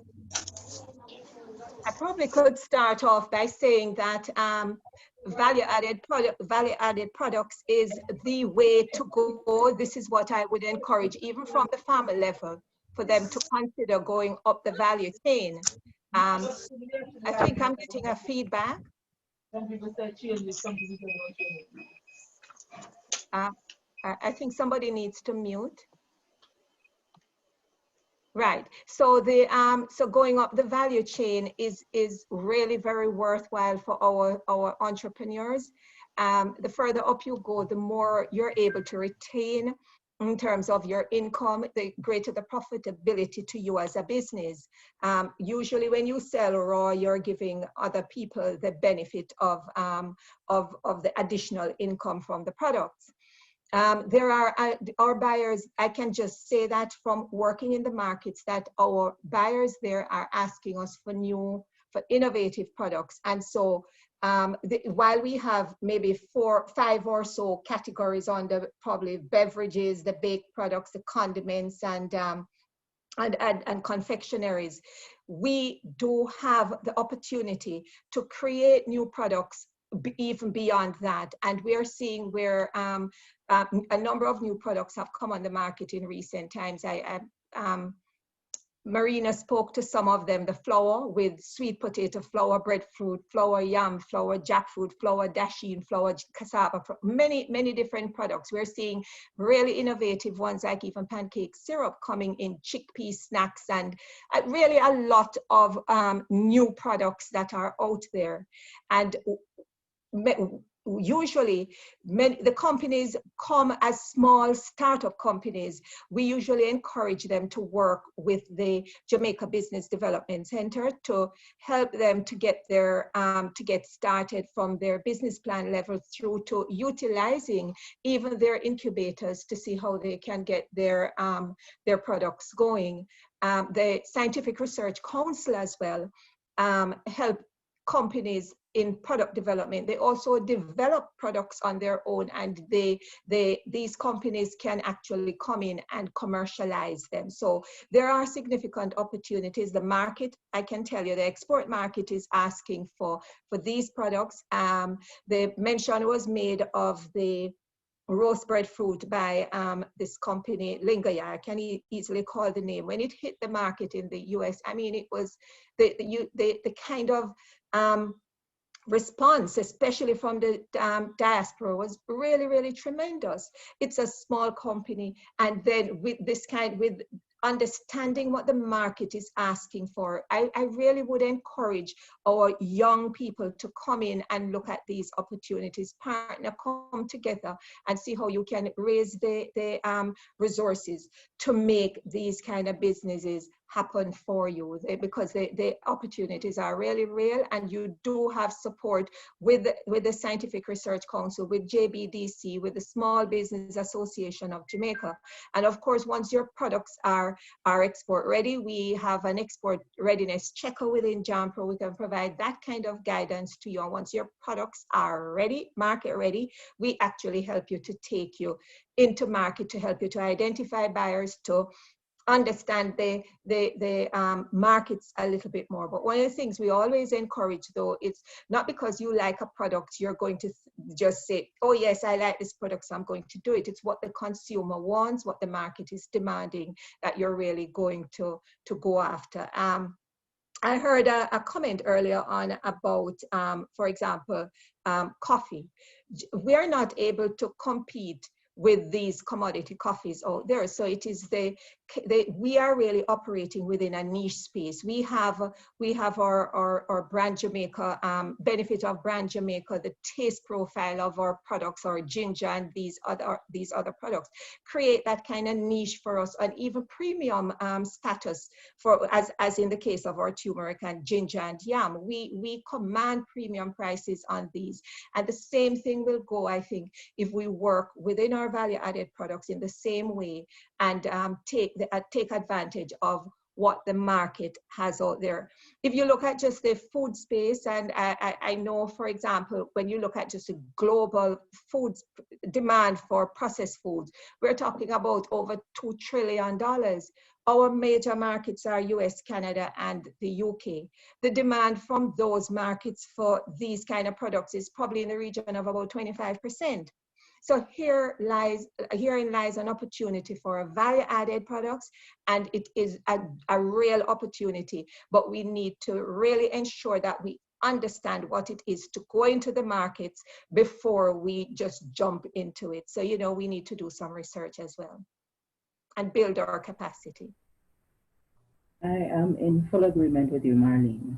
I think at the heart of all the discussion that's been taking place is the need for us to really embrace agriculture as a business. The reason I'm saying this is because you have to look at it from a larger perspective, what is happening in the market. One, the front of package labeling. There are discussions within the region about changing what the label currently is.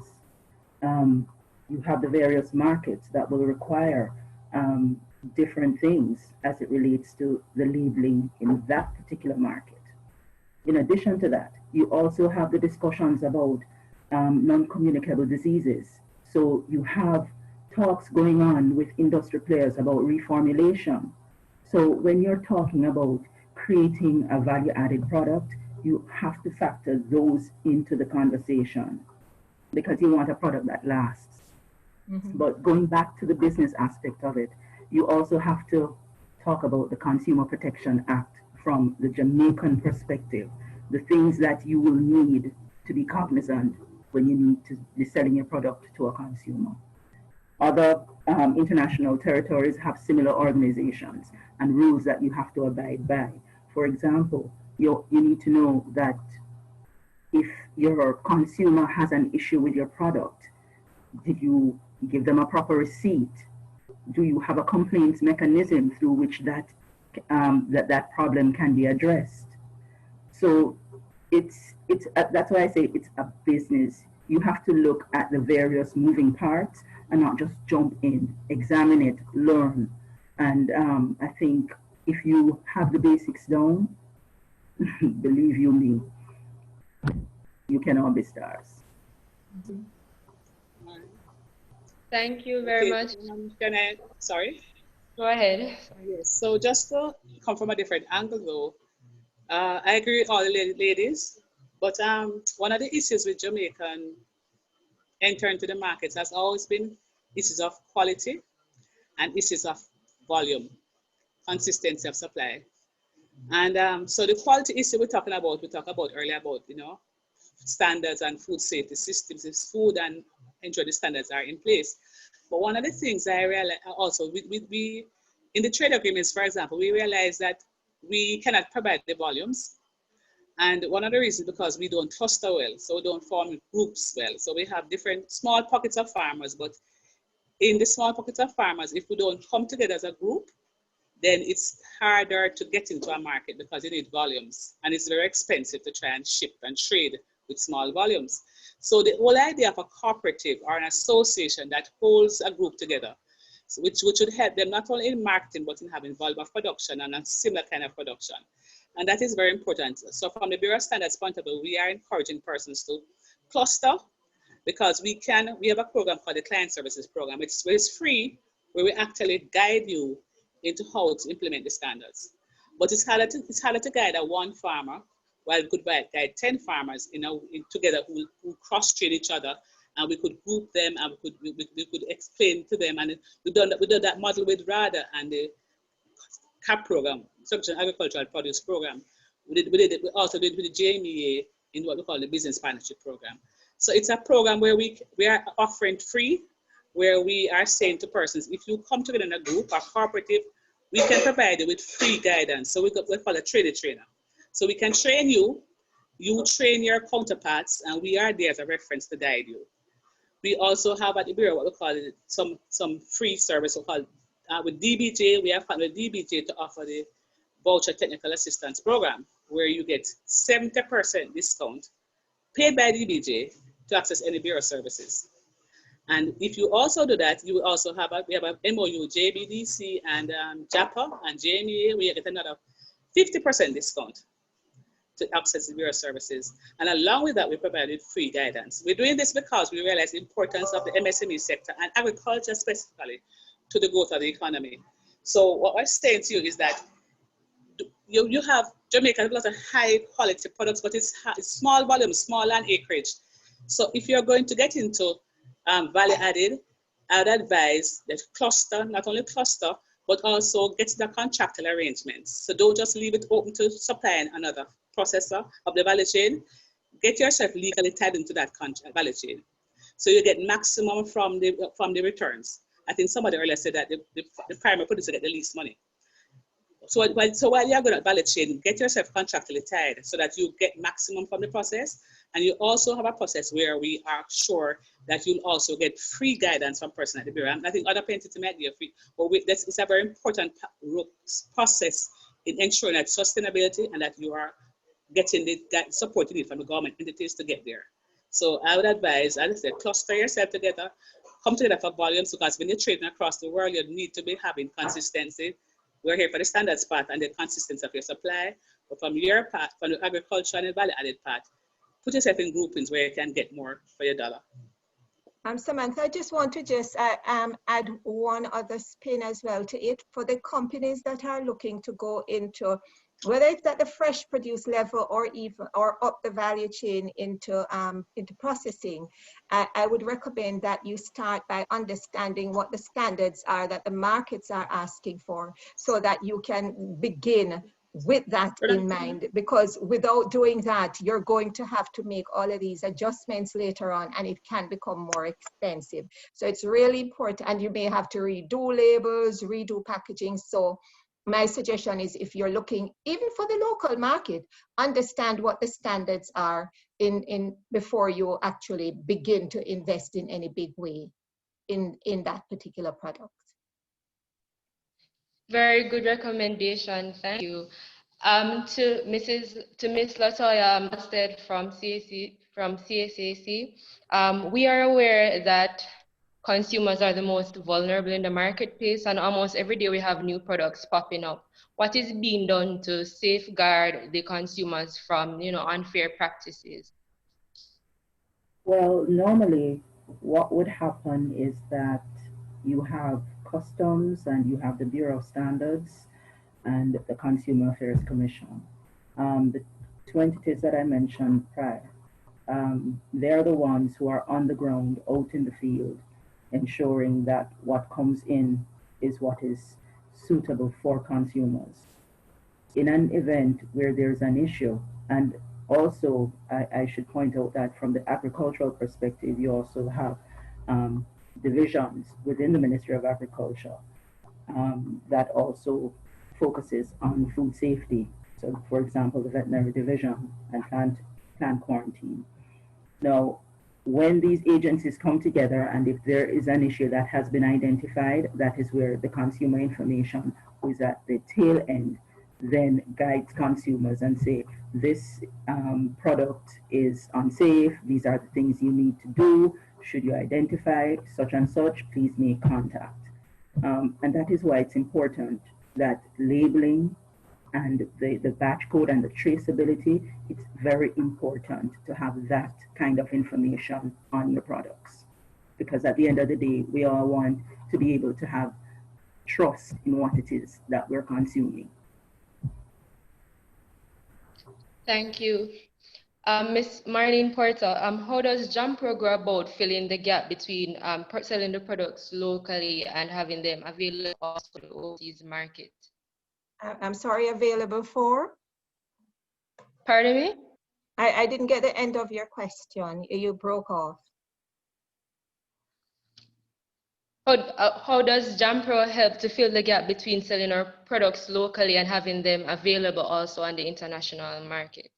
That is indeed a process, because what we have to do, Julia alluded to some of it as well, that we have to be very careful that we're not considered as a country of samples. So we have to make sure that the companies have the capacity to consistently meet the market demand, because it actually costs the companies, it actually costs the buyers in the market or the importers who sell to the supermarkets.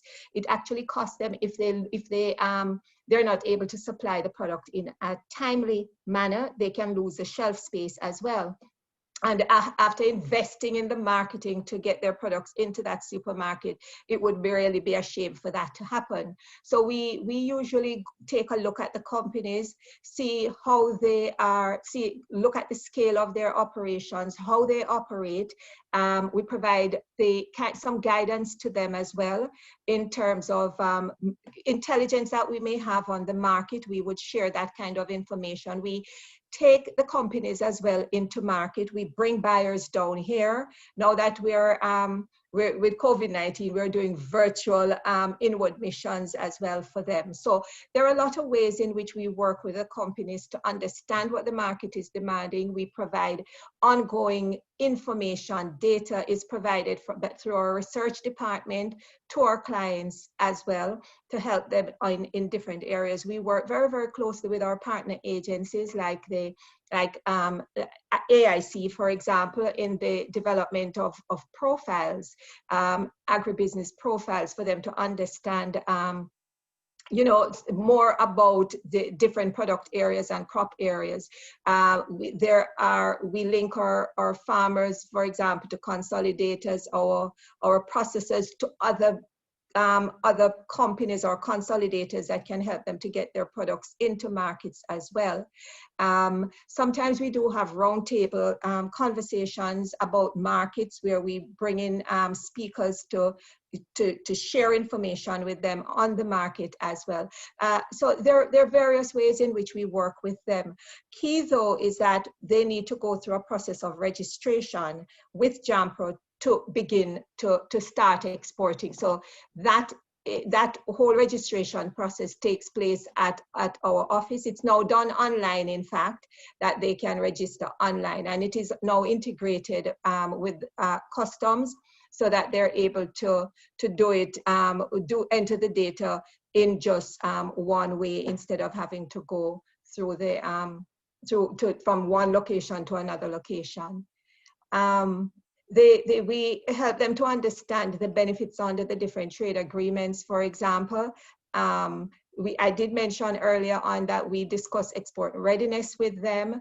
We take a look at their products. We do an evaluation as well. We work very closely with the Bureau in this way and the Scientific Research Council. Where we have some concerns, we usually refer back the clients to these agencies because they are the experts in particularly in labeling and packaging. So we usually refer them back to these persons. So in a nutshell, that is it. It takes, they're in between things, but in essence, that would be what we do for our exporters. Sometimes too, the exporters may need to expand their business. And because we have an investment side to our mandate, we work with them to facilitate the investments to ensure that they're able to execute, to implement in a smooth way by working across the different agencies as well that support the kind of investments that they're doing. Thank you so very much. This is the end of our discussion. Time is against us. I'd just like to thank the members of our panel, Ms. Julia Bonadwet from Bureau of Standards, Ms. Marlene Porto from JAMPRO, and Ms. Latoya Alstead from the Consumer Affairs Commission. Thank you so much. It was a pleasure. Thank you. I'd like to hand over back to Ms. Alicia Dixon. Thank you, Samantha. All right, so once again, we would just like to thank all the members of the panel and the respective moderators. I know some of them would have already left. And we thank you for being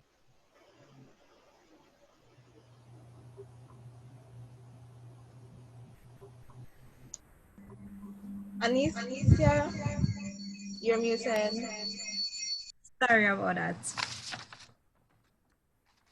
I was saying I would like to thank all of the respective moderators and all the members of the panel for participating with us this evening and for bearing with us. We had a bit of technical difficulties and I don't want to take up any more of your time.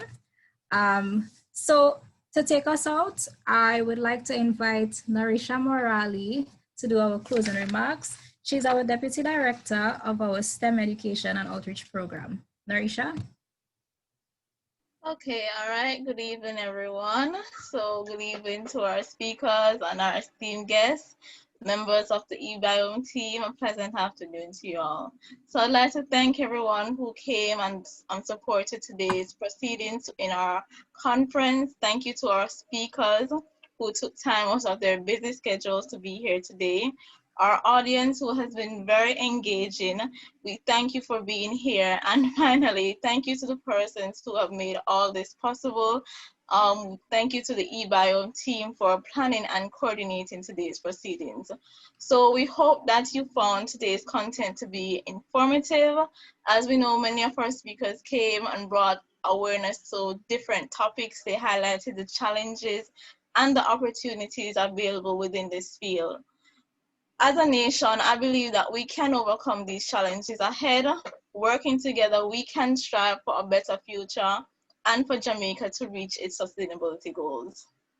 Please make sure to follow us on our Instagram at e_biome and check out our website at www.e-Biome.com in order to stay up to date about more upcoming activities regarding e-Biome, such as our STEM summer camp. We look forward to seeing you guys all again.